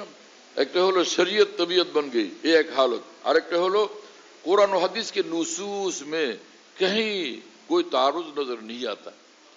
হাদিস যারা পড়েন, মিশকাত শরীফ বা দাওরা হাদিস যারা পড়েন তারা জানেন এই আয়াতে হাদিসে আয়াতে আয়াতে তারুজ, হ্যাঁ, এই আয়াতের মনে হয় যে আয়াত ওই আয়াতের সঙ্গে সাংঘর্ষিক, এই হাদিস আয়াতের মধ্যে সাংঘর্ষিক। হ্যাঁ, এই আয়াত একটা বলে, হাদিস আরেকটা বলে, এই পরস্পর মুখোমুখি হয়ে যায়, এটাকে তারুজ বলে। হ্যাঁ, তারুজ, একটা একটা আরেকটার মুখোমুখি সাংঘর্ষিক অবস্থানে আসা, তারুজ বলে। তো মাওলানা রশিদ আহমদ গঙ্গুই রহমত এইটা, এই যে দাওরা হাদিস যখন পড়ে মানুষ, এইটা নিয়ে ব্যাপক আলোচনা, এই না এই হাদিসের এই মর্ম, এই হাদিসের এই মর্ম, অতএব কোনো তারুজ নেই, দুইটার মধ্যে সাংঘর্ষিক কোনো বিষয় নাই, কোনো বৈপরীত্য নাই, দুইটা একদম নিজ নিজ অবস্থানে সঠিক অর্থের বহনকারী। এইটা ব্যাখ্যা দিতে হয়। তো মাওলানা রশিদ আহমদ গঙ্গুই রহমতুল্লাহ এটা তাম মাদ্রাসা সারা পৃথিবীতে এটা ওলামায়ে দ্বীন এগুলো ব্যাখ্যা দিতে থাকেন দর্শের মধ্যে। হযরত মাওলানা রশিদ আহমদ গঙ্গুই রহমতুল্লাহ বলেন, আমার চোখে কোরআন হাদিসের কোন জায়গায় কোনো তারুজ নাই। আল্লাহু আকবার। কি মানুষ এই মানুষ! হ্যাঁ, কি মানুষ রে ভাই মানুষ! কটা হলো? দুইটা। আরেকটা কি জিনিস? হ্যাঁ, আরেকটা হলো যে হযরত ওয়ালা আমার কাছে মদহজম বরাবর। মানুষ আমার বিরুদ্ধে যত গালাগালি করুক, আমার ভিতরে কিছু কাজ হয় না। গালি দিয়ে থাকলে কি হয়েছে আমার? ও যত হাজার গালি দেয়, যত লক্ষ গালি দেয়, আমি যত খারাপ, ওইটা এখনো সে বুঝাই বলতে পারেনি। মদজম বরাবর হয়ে গেছে, বুঝছো মিয়া? খালি মলফুজ মুখস্থ করছে। যত গাইলেন গাল্লাক আমারে, আমার কিছু আসে যায় না। তার মানে আমি যেই পরিমাণ খারাপ সেটা ও তো এখন বুঝায় বলতে পারে নাই, সেই ধারে কাছেও যাইতে পারে নাই, কাজে এটা ওর এটা কি করতেছে, এজন্য এটা আমার কোনো কিছু এদিকে খেয়াল যায় না। গাইলে গাইলেছে কি হয়েছে তাতে, এই मध हो मध वो जम बराबर हो गए, मेरी निगाह में मध जम सब दोनों बराबर हो गए। এই হলো অবস্থা।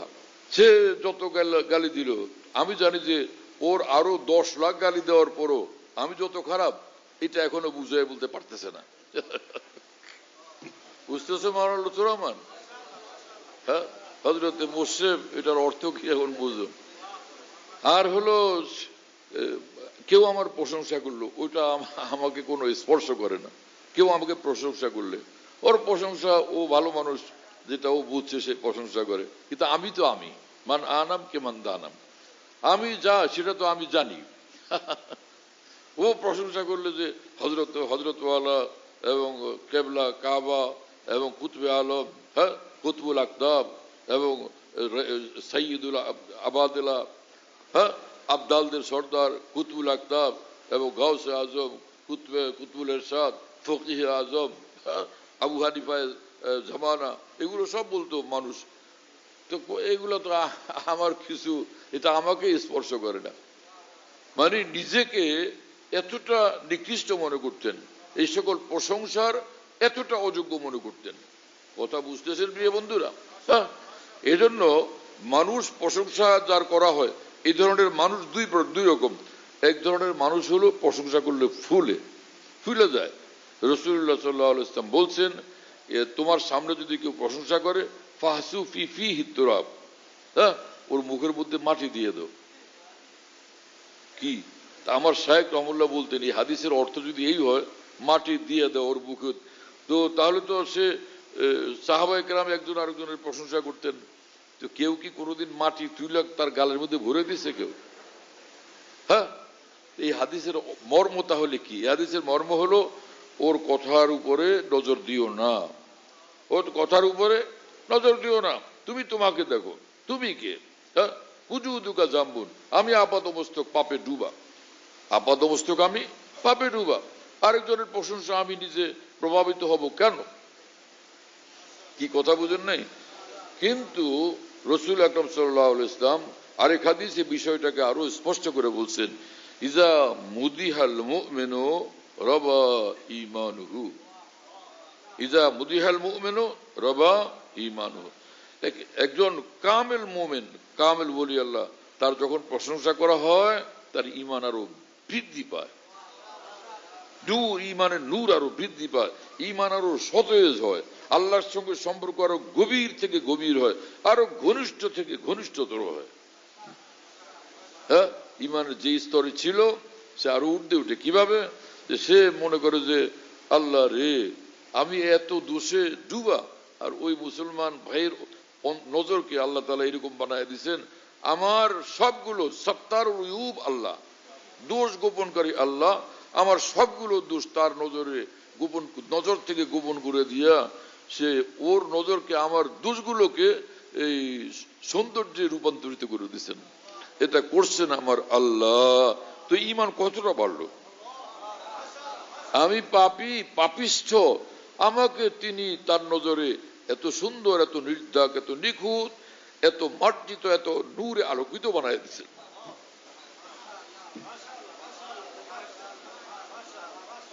কথা বুঝতেছেন প্রিয় বন্ধুরা?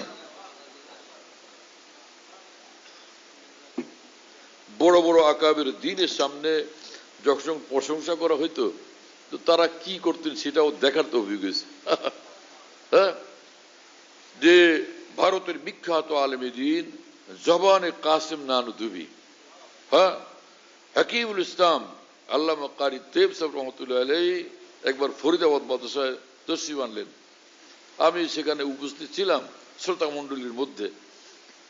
তো ফরিদাবাদ মাদ্রাসার একজন বড় আলেম ছিলেন ওই জমানার, হযরত মাওলানা আশরাফ আলী সাহেব, হ্যাঁ, কুমিল্লার মাওলানা আশরাফ আলী সাহেব রহমতুল্লাহ আলাইহি। তো উনি মানপত্র পেশ করছেন হাকিমুল ইসলাম কারি তৈয়ব সাহেব রহমাতুল্লাহ সম্পর্কে এই গ্লাস আয়না বাদাই করা মানপত্র পড়ছেন, পড়ে শুনেছেন, কি সুন্দর কথাবার্তা যে বলছেন, এত প্রশংসা করছেন। হ্যাঁ, আপনি আপনি গজালি, আপনি ফখরুদ্দিন রাজি, আপনি তামাম আকাবের দ্বীনের নুমায়ান্দা প্রতিনিধি, কত যে তারিফ ওনার মধ্যে, তারিফই তারিফ, তারিফই তারিফ, তারিফই তারিফ। আপনি পৃথিবীর শ্রেষ্ঠ মুহাদ্দিস। হ্যাঁ, আজীব আজীব। আপনি জবানে কাসেম নানতুবি, আমি মাওলানা কাসেম নানতুবি রহমুল্লাহর উলুম আরেফের কণ্ঠস্বর, মুখপাত্র, ব্যাখ্যাতা সব বলছেন।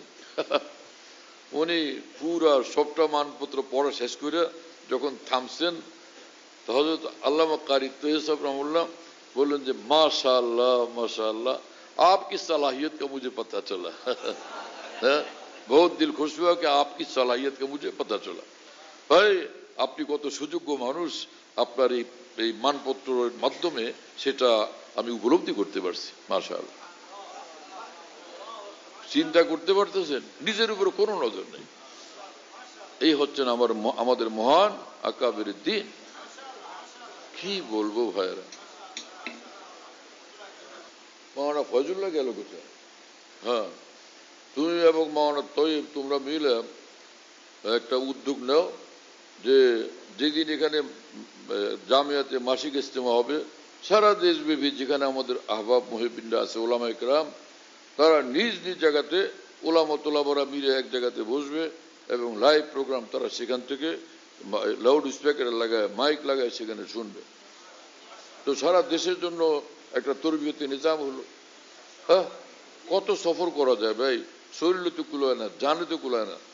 জান তো একটা জান, যদি কোটি কোটি জান হইতো এক এক জানকে না হয় ফেদা করতে থাকতাম।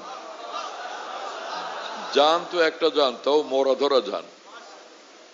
হ্যাঁ, আলহামদুলিল্লাহ আলহামদুলিল্লাহ।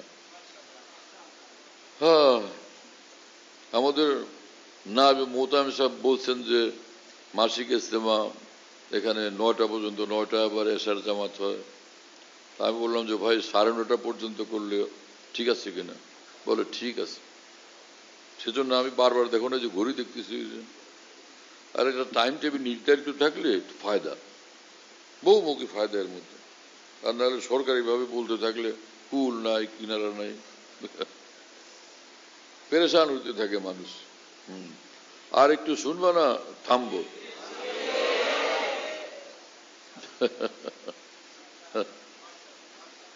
কি আশ্চর্য আয়াত শরীফ, আল্লাহু আকবার, সুবহানাল্লাহ। কি আয়াত, আল্লাহ আল্লাহ আল্লাহ। আফামান শারাহাল্লাহু সাদরাহু লিল ইসলামি, আল্লাহ আল্লাহ আল্লাহ, ফাহুয়া আলা নূরিম মির রাব্বিহ। হ্যাঁ, ইসলামের আল্লাহ ইসলামের জন্য, ইসলামী আমলগুলোর জন্য। হ্যাঁ, ইসলাম বলতে ঈমান ইসলাম দুইটা। ঈমানের জন্য আল্লাহ যার অন্তর খুলে দেন, সে ঈমান তার কাছে প্রিয়। ইসলামের জন্য আল্লাহ যার অন্তর খুলে দেন, এক একটা আমল তার কাছে প্রিয়। নামাজ তার কাছে প্রিয়, হ্যাঁ, তাকওয়া তার কাছে প্রিয়, সুন্নতের ইত্তেবা তার কাছে প্রিয়, জিকরুল্লাহ তার কাছে প্রিয়, দোয়া মুনাজাত তার কাছে প্রিয়।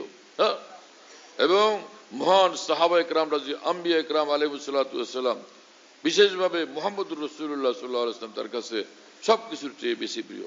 আল্লাহ রসুল তার কাছে সবচেয়ে, আল্লাহ রসুল তার নিকট সবচেয়ে বেশি প্রিয়। হ্যাঁ, সাহাবা, তাবিন, তবে তাবিন, সারা পৃথিবীর মধ্যে তার কাছে সবচেয়ে বেশি প্রিয়। আকাবের দ্বীন তার কাছে সবচেয়ে বেশি প্রিয়। আউলিয়াউল্লাহ তার কাছে সবচেয়ে বেশি প্রিয়। হ্যাঁ, কোরআন তার কাছে সবচেয়ে বেশি প্রিয়। হাদিস শরীফ তার কাছে সবচেয়ে বেশি প্রিয়। এইরকম আল্লাহর দ্বীনের সবকিছু তার কাছে সবচেয়ে বেশি প্রিয়। হ্যাঁ, এইরকম যার দিলের অবস্থা হয়ে যায়, এরকম মেজাজ তার হয়ে যায়, সে কি মানুষ, সে কি মানুষ। হ্যাঁ, আফামান শারাহাল্লাহু সাদরাহুল ইসলাম ফাহুয়া আলা নূরিম মির রাব্বিহ।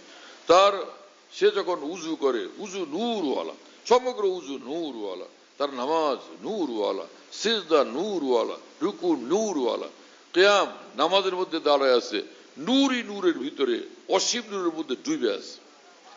নামাজ কিয়াম তার নূরওয়ালা, আর তাশাহুদ তার নূরওয়ালা, আর তাহিয়াত নূরওয়ালা, দোয়া কুনুত নূরওয়ালা, সুবহান রাব্বিয়াল আযীম নূরি নূরওয়ালা, নূরি নূরওয়ালা, নূরি নূরওয়ালা, সুবহান রব্বিয়াল আলা, নূরি নূর, নূরি নূর, নূরি নূর, নূরি নূর ওয়ালা। কি হাল হয় মুসলমানের, কি শান হয় মুসলমানের, বলো ভাই। হ্যাঁ, আমার শাইখ রহমতুল্লাহ আলাইহি বলেন, লজ্জতে কুরবে বে ইন্তেহা কো, লজ্জতে কুরবে বে ইন্তেহা কো কিস তরহ লায় আক্তার জবা মে। যে সীমাহীন নূর আর নৈকট্যের মজা আল্লাহ আমাকে দিতেছেন, সেটা আমি তোমাদেরকে ভাষা দিয়ে বুঝাইতে অক্ষম, বুঝাই বলতে পারবো না আমি। শুনতেছেন ভাইরা? হ্যাঁ, তো এজন্য দরকার এই যে আমরা হাজার হাজার আমল আছে শরীয়তে, শরীয়তে হাজারো আমল আছে, নফল আমল, মুস্তাহাব আমল বহুত আছে, কিন্তু ফরজ আমলের সংখ্যা কম, ফরজ ওয়াজিবের সংখ্যা কম। হ্যাঁ, আর গুনাহ কোটি কোটি না, কয়েকটা গুনাহ, এগুলোর থেকে বাঁচা, নজর হেফাজত করা, গীবত না করা, গালি না দেওয়া, হ্যাঁ, কুধারণা না করা, অহংকার না করা, এবং নিজেকে কিছু মনে করে না ফুলে যাওয়া, যেটাকে ওজব বলে, এজাব বলে, আত্মপ্রসাদ, আত্মম্ভরিতা বলে, এগুলো না করা, হিংসা অন্তরের পোষণ না করা, কি ঠিক আছে না? হারাম না খাওয়া, চুরি না করা, ডাকাতি না করা। তো যে সকল গুনাহ আছে, গুনাহগুলো থেকে বাঁচলাম, গুনাহগুলো থেকে বাঁচা থাকলাম, ফরজ ওয়াজিব আদায় করলাম, সুন্নতি মুআক্কাদাগুলো আদায় করলাম, তাকওয়ার উপর চললাম, হালাল খাইলাম, কারো হক নষ্ট করলাম না। এরকম যদি হয় তাহলে তার ঈমান ইসলামের স্টেজ, যেটা আল্লাহ রসুলের কাছে একান্তভাবে কাম্য, সেটাতে সে কামিয়াব হয়ে গেছে। ফাহু আলা নূর মির রব্বি, ফাহু আলা নূর মির রব্বি, সে আল্লাহ পাক নূরের মধ্যে ডুবে আছে, আল্লাহর কাছে নূরের মধ্যে ডুবে আছে। আর সে যদি একটু দোয়া করে, হ্যাঁ, হাদিস শরীফে আছে যে আনা মা আব্দি যা দানি, বান্দা যখন আমাকে দোয়ার মধ্যে ডাক দেয়, আমি তার একদম সঙ্গে আছি। দোয়া একটু ভালোভাবে ইতমিনানের সাথে দোয়া করে আল্লাহর কাছে, আল্লাহ আমাকে মাফ করে দেন, আল্লাহ জান্নাতুল ফিরদাউস আমাকে দেন, জাহান্নাম থেকে আমাকে বাঁচান, আপনাকে খুশি করার আমলের তৌফিক আমাকে দেন, এক একটা গুনাহ থেকে বাঁচার তৌফিক আমাকে দেন, তাকওয়ার এক একটা তাকওয়ার দিনরাত তাকওয়ার জিন্দেগি আমাকে দান করেন, আমাকে আপনার বানান, আপনি আমার হয়ে যান, দুনিয়া আমার কামিয়াব বানায় দেন, আখিরাত আমার কামিয়াব বানায় দেন, আমার যা এখানে দরকার সব দিয়ে দেন, ওখানে দরকার সব দিয়ে দেন, এবং আমাকে দেন, আমার যারা আপনজন প্রিয়জন তাদেরকেও দেন, সবারে দেন, সবারে দেন। হ্যাঁ, খুব দেন, খুব দেন, খুব দেন, এবং আপনি দেন আর আপনার শুকর গুজারির তৌফিকও দেন। বস দোয়া করলেন, কয় মিনিট লাগবে এতক্ষণে? 1.5 মিনিট, 2 মিনিট, না হয় 3 মিনিট। খুব দোয়া করা চাই, দোয়ার ইহতেমাম খুব করা চাই, কিন্তু দোয়ার ইহতেমাম নাই, কিছুরই ইহতেমাম নাই। খালি আছে কতগুলো বই পুস্তক পড়া, মাদ্রাসাগুলোর মধ্যে আছে কতগুলো বই পুস্তক পড়ার, বই পুস্তক পড়ানো, কিন্তু আমলি জিন্দেগি বানানোর ফিকির, সুন্নত মোতাবেক জিন্দেগি বানানোর ফিকির নাই, একদম না থাকার মতোই বলা যায়। হ্যাঁ, কোনো উস্তাদ কোনোদিন খোঁজ নেন নাই, কোনো উস্তাদ কোনোদিন খোঁজ নেন না যে এই বেচারা তাকবীরে তাহরিমের সময় হাত যে বাঁধে ঠিক আছে কি না, এই যে আল্লাহু আকবার বললা হাত বাঁধলো নাভির নিচে, এটা সহিভাবে সুন্নত মোতাবেক এটা করলো কি না, ওর রুকুটা সুন্নত মোতাবেক হয় কি না, ও সেজদার হালতটা সুন্নত মোতাবেক হয় কিনা, কোনো উস্তাদ কোনোদিন খোঁজ নেন না। কি কথা বুঝেন নাই? ওর উজু ঠিক আছে কিনা কেউ খোঁজ নেন না। হ্যাঁ, আমরা তো সে ছোটবেলা থেকে পিছিয়ে যখন ছিলাম, যে 9 বছর 10 বছর বয়স, তখন থেকে তো মাদ্রাসার অধীনে আল্লাহ পাক পড়াশোনার তৌফিক দিয়েছেন। এরকম তো ছিলাম না আলহামদুলিল্লাহ যে মাদ্রাসা বাদ দেওয়ার বাইরে বাইরে রাস্তায় রাস্তায় ঘোরাঘুরি করছি। আলহামদুলিল্লাহ ইলমে দিলের মাসগালার মধ্যেই ছিলাম, আসাদের নজরের সীমার মধ্যেই থাকতাম, কিন্তু কই এগুলো শেখানোর লোক তো পাওয়া যেত না। হ্যাঁ, লালবাগ মাদ্রাসা থেকে ওই জমানায় যে স্বাধীনতার পূর্বে লালবাগ মাদ্রাসা থেকে এক হুজুর গেছেন ভোলাতে, আমরা যে মাদ্রাসায় ভোলাতে লালমোহনে পড়তাম, তো আমাদের উস্তাদরা এলান করলেন যে ভাই ইনি সুন্নত মোতাবেক নামাজ শিক্ষা দিবেন, আজকে তোমরা জোহরের নামাজ পড়ে সকলে বইসো। পরে উনি আমাদেরকে একদম এই সব পুরা নামাজ দেখাইলেন, কেমনে কেমনে সুন্নত মোতাবেক নামাজ পড়তে হবে। কি কথা বুঝেন নাই? এই একজন হুজুরে দেখাইছেন, আর একজন দেখাইছেন যে হুজুর তিনি হচ্ছেন মুহিউস সুন্নাহ মাওলানা শাহ আবরার হোসেন রহমতুল্লাহ আলাইহি। তিনি সুন্নত মোতাবেক পানি পান করা দেখাইছেন, সুন্নত মোতাবেক উজু করা দেখাইছেন, সুন্নত মোতাবেক আজান দেওয়া দেখাইছেন, সুন্নত মোতাবেক একামত দেওয়া দেখাইছেন, সুন্নত মোতাবেক নামাজ পড়া দেখাইছেন, সুন্নত মোতাবেক দোয়া করা দেখাইছেন।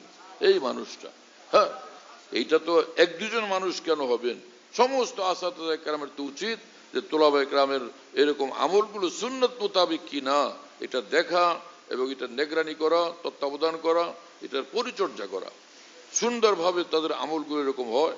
এখানে যারা পড়ে গেছে তাদেরও দেখি এখনো সুন্নতের খেলাফ আমল করতেছে। হ্যাঁ, এক মাওলানা সাহেব এখান থেকে এক জায়গা থেকে পড়ে আসে, এখানে উলুমে আকাবের পড়ে গেছে। উলুমে আকাবের, আমালে আকাবের কোথায় গেল? উলুমে আকাবের তো পড়তেছে, আমালে আকাবের গেল কোথায়? তারে গতকাল দেখলাম যে নামাজ পড়তেছে, তো সেজদার মধ্যে হাত রাখছে আঙ্গুল ছড়ানো। সেজদার মধ্যে হাতের আঙ্গুল ছড়ানো থাকবে না মিলানো থাকবে? কি অবস্থা বলো? সেজদার মধ্যে হাতের আঙ্গুল মিলানো থাকবে, এটা দেখাও। দুই হাতের আঙ্গুল মিলানো, ছড়ানো না, মিলানো, একটা একসঙ্গে একটা লাগানো থাকবে, ঠিক আছে? হ্যাঁ, অথচ সেজদা করে আঙ্গুল খোলা না, আঙ্গুল মিলানো থাকবে। কথা বুঝে আসছে? হ্যাঁ, এক ভাই আরেক ভাই সহযোগিতা করেছে যে ভাইজান তুমি যে নামাজ পড়ছো তোমার হাতের আঙ্গুল তো মিলানো ছিল না, তোমার আঙ্গুল খোলা ছিল। তো যদি কোনো ভাই বলে দেয় তাকে বলো জাযাকাল্লাহ ভাইয়া, তাকে বলো ভাইয়া জাযাকাল্লাহ।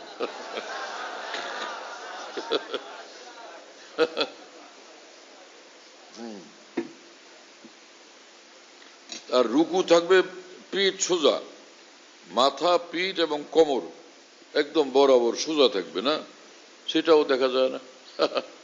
সেটাও দেখা যায় না। আর রুকুর মধ্যে দুই হাত সোজা থাকবে একদম, আর হাঁটুতে হাত আঙ্গুলগুলো ছড়াইয়া দিয়ে হাঁটু ধরা থাকবে, আর হাতের এই পুরা এই হাতটা সোজা থাকবে, বাঁকায় থাকবে না। হ্যাঁ, সেগুলো কে খেয়াল করে? বলছিলাম যে প্রত্যেক প্রথম উস্তাদরা এগুলো শিখবেন। উস্তাদ নিজের নামাজ শুরু থেকে শেষ পর্যন্ত সুন্নত মোতাবেক বানাবেন, পরে সেই উস্তাদ প্রত্যেক কামরা তালবে ইলমদেরকে মাঝে মাঝে দেখবেন। সপ্তাহে একদিন দেখেন যে তার নামাজটা, দাঁড়াও দেখি তোমরা, বাস 20 মিনিট আধা ঘন্টা দেখেন যে নামাজ সুন্নত মোতাবেক পড়তেছে কিনা। সে যার মধ্যে কমি আছে, কোনো বকাবকি নেই, গালাগালি নেই, হইচই নেই, তাকে শিখাই দিলেন, এই নিয়তে শিখাই দিলেন যে আল্লাহ রসুল আমার উপর খুশি হয়ে যাবেন যে তুমি আমার পছন্দের জিনিস শিখাই দিছে। কি কথা বুঝেন নাই? আল্লাহ আমাদের তৌফিক দান করেন।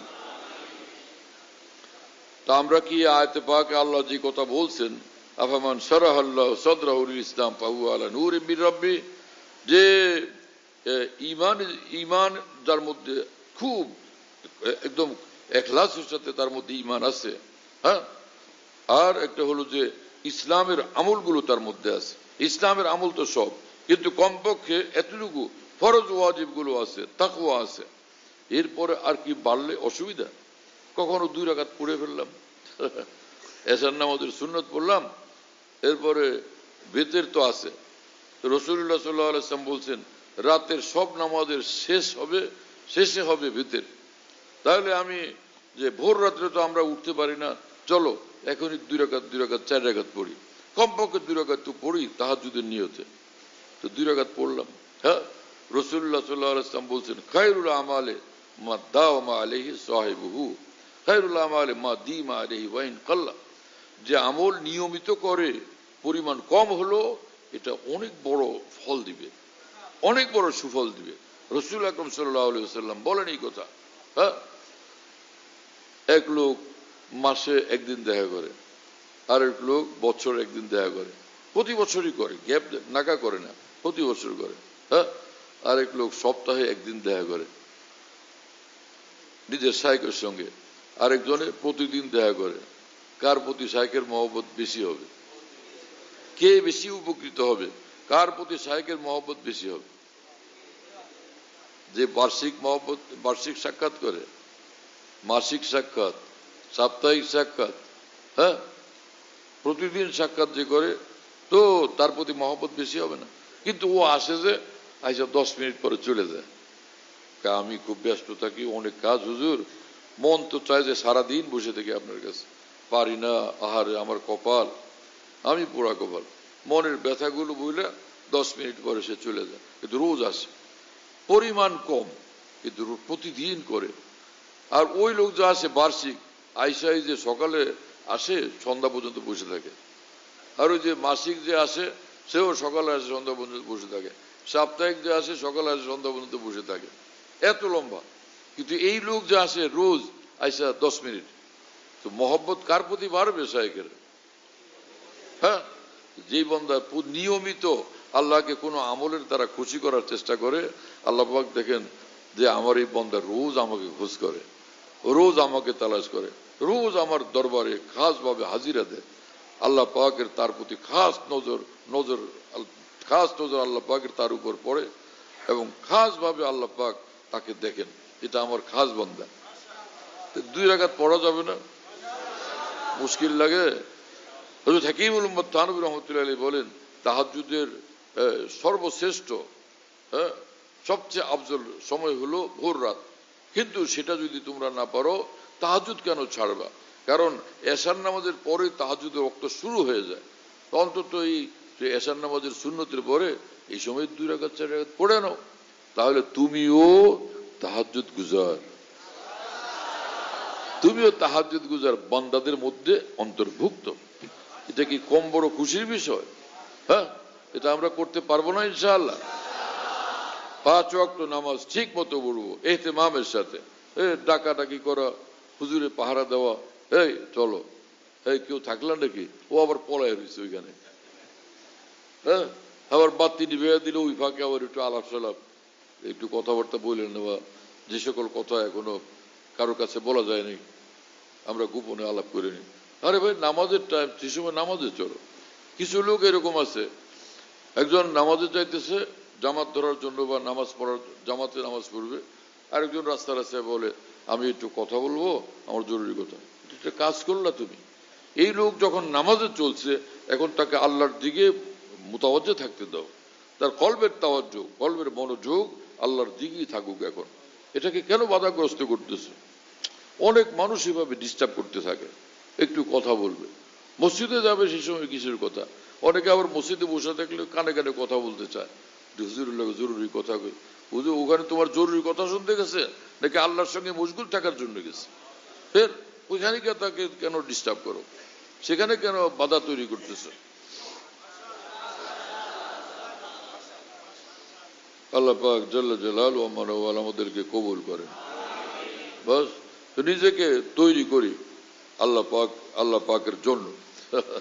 বিয়ে হয় তো বউ তৈরি হয়, আর সে তার ঘরের লোকেরা তৈরি করে দেয়, সাজায় গুজা দেয়, স্বামী যাকে তাতে এক নজর দেখলে খুশি হয়ে যায়। হ্যাঁ, নানান ভাবে সাজায়, নতুন কাপড়, কত কিছু ঠোঁটের মধ্যে লাগায়, নাকের মধ্যে লাগায়, কানের মধ্যে লাগায়, ভুরুর মধ্যে লাগায়, হাতের মধ্যে তালুতে লাগায়, যে যত সুন্দর এটা করা যায়, যাতে ওই বেচারা যে বিয়ে করছে এক নজর দেখলে মনে করে ওরে আল্লাহ রে, কি সুন্দরী এটা।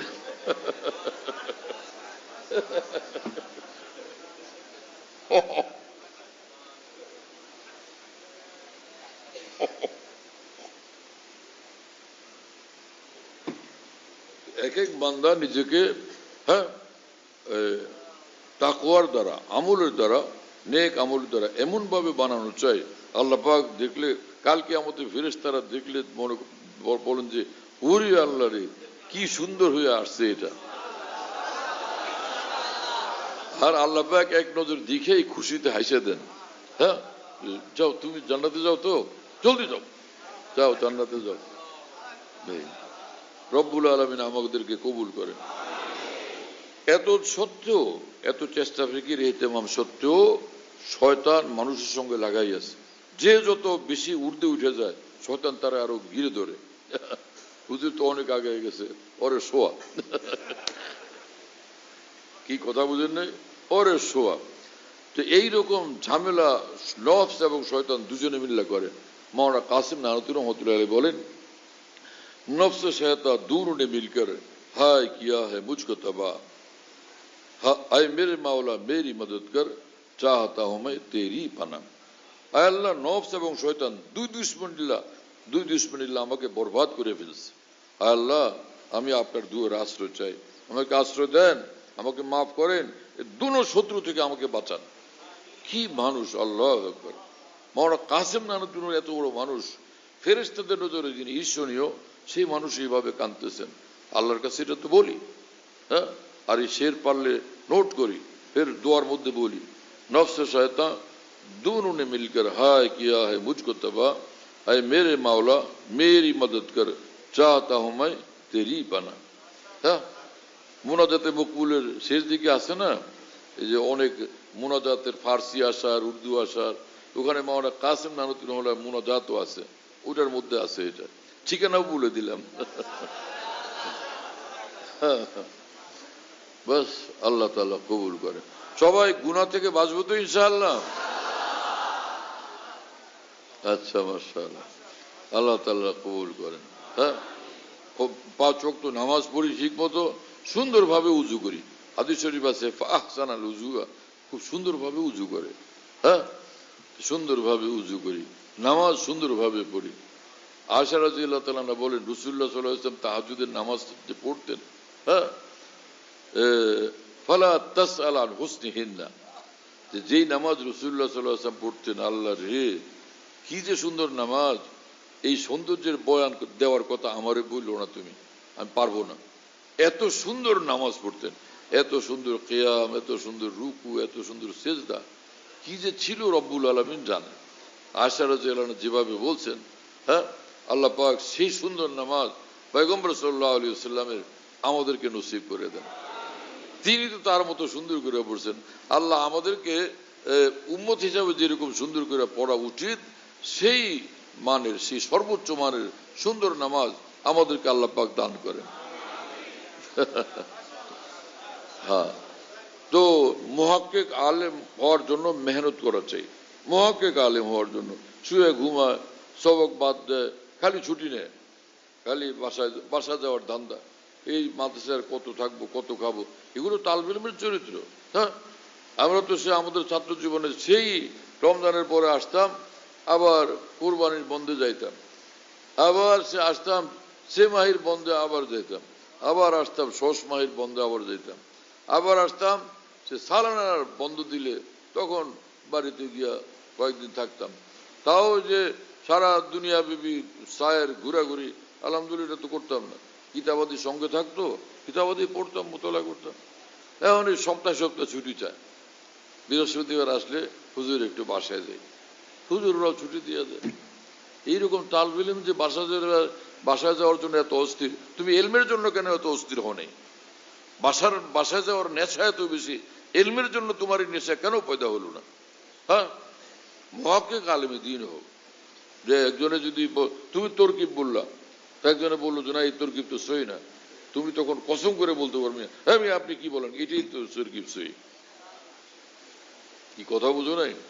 একবার ফরিদাবাদ মাদ্রাসায় যে বেফাকুল মাদারেসের বিভিন্ন মাদ্রাসায় নেগরান পাঠায় না, তা আমি তখন ময়মনসিংহে জামিয়া ইসলামিয়াতে ছিলাম।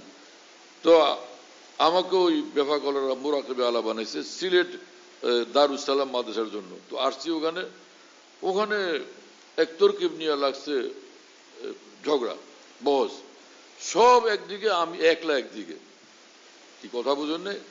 তরকিব একটা, হ্যাঁ, গোলামে পেছরে জায়েদ, এই ছিল এবারও, গোলামে পেছরে জায়েদ, এই তরকিব নিয়ে ঝগড়া।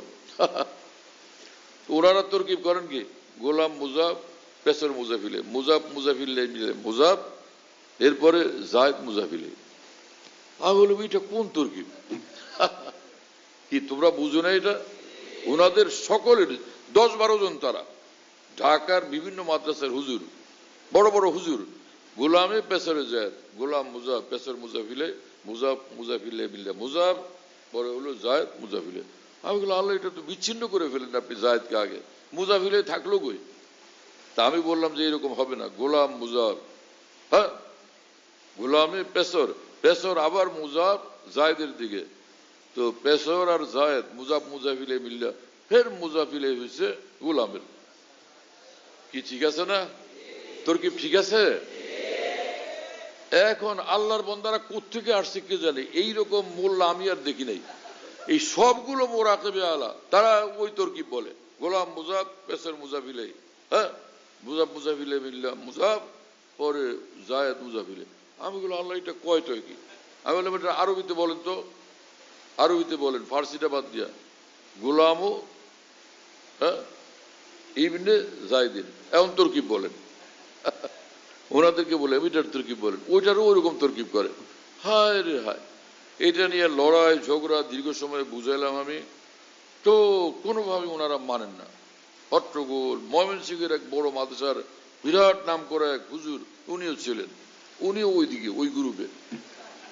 বড় কাটের মাদ্রাসার এক হুজুর পুরানা উস্তাদ, হ্যাঁ বাবরি চুল, উনিও ওইদিকে।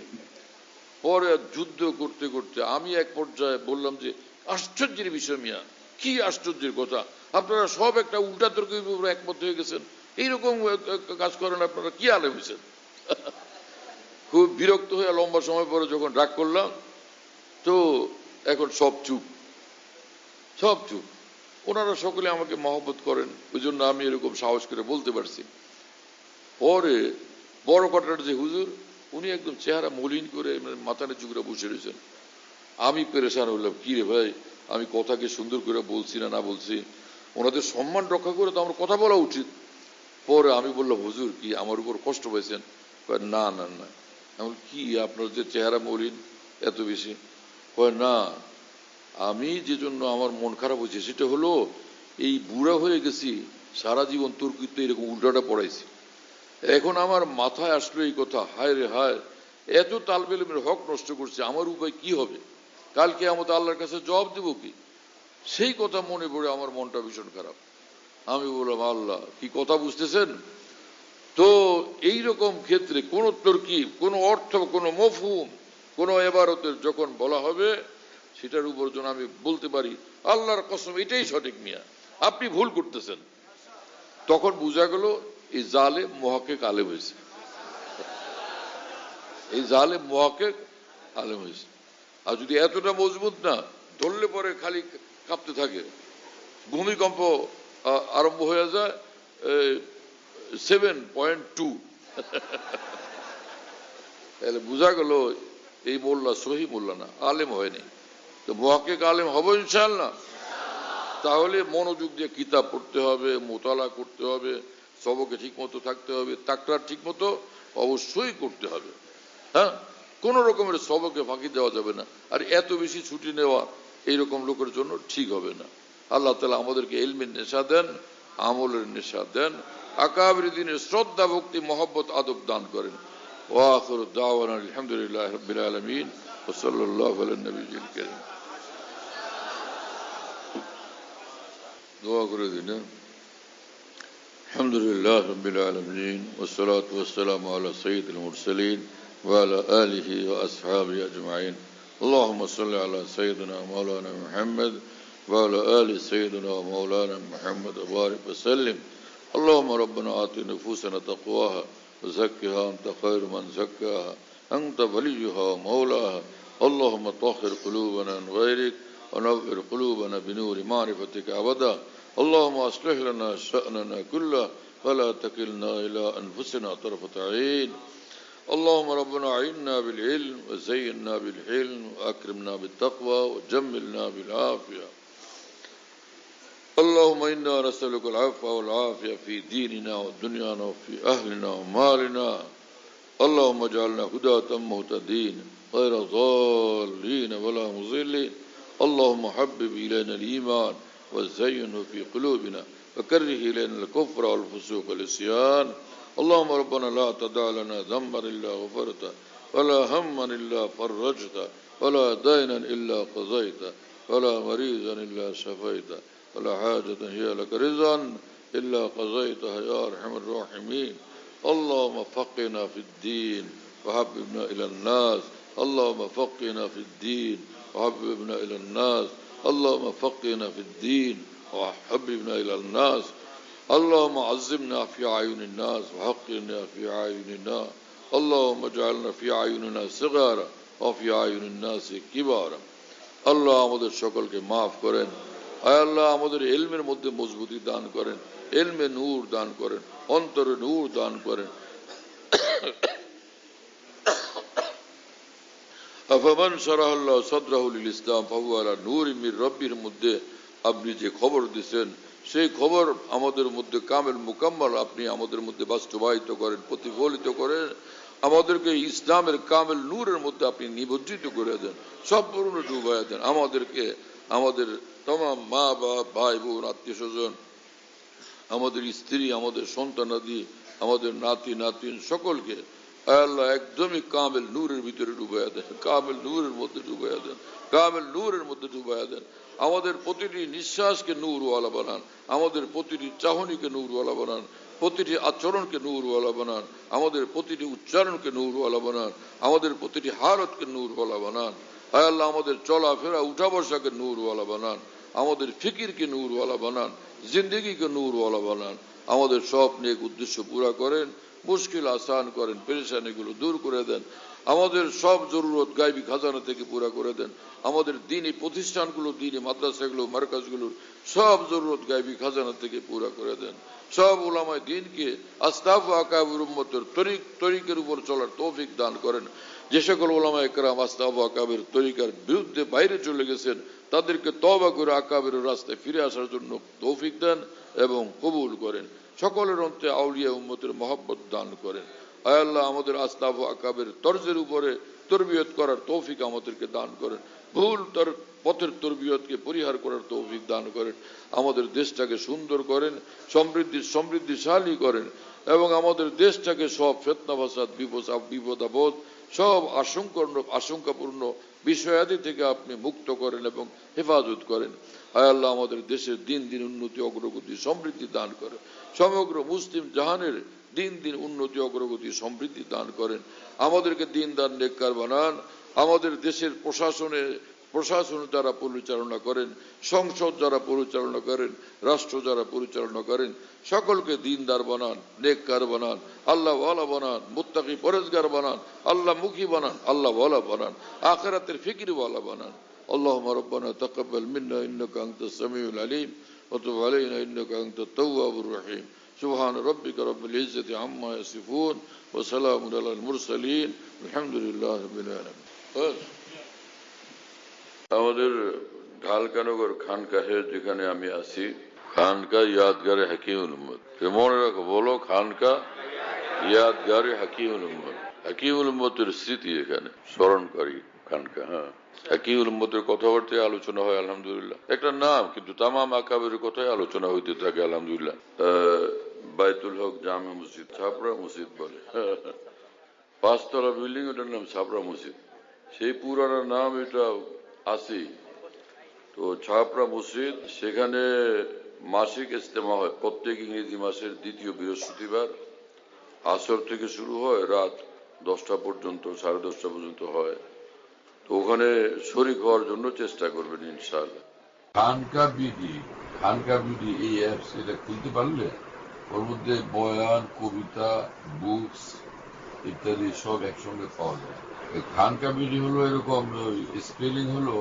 KHANQAH এর সঙ্গে লাগালাগি বিডি খানকা বিডি এই অ্যাপসটা খুললে ওর ভিতরে বয়ানগুলো পাওয়া যায় এটা ডাইরেক্ট শোনা যায় কি এবং ডাইরেক্ট শোনা যায় হযরতুল্লাহ দামাত বারাকাতুহুর বয়ান যেখানে বয়ান করেন সব বয়ান নেটের মাধ্যমে টেলিগ্রামের মাধ্যমে পাওয়া যাচ্ছে হযরতুল্লাহ দামাত বারাকাতুহু যখন বয়ান করেন বয়ানটা আমরা দেশ বিদেশ থেকে দুনিয়ার যে কোনো জায়গা থেকে আমরা পেতে পারি এই জন্য মুফতি শহীদুল ইসলাম হুজুরের নম্বরে যোগাযোগ করবেন 01715 80 18 69 80 18 69 01715 80 18 69 যাতে মনে থাকবে ইনশাআল্লাহ সবার 01715 80 18 69 বলো ভাই 01715 80 18 অনেক সোজা তো ভাই, মাশাআল্লাহ, অনেক সোজা করে দিছে।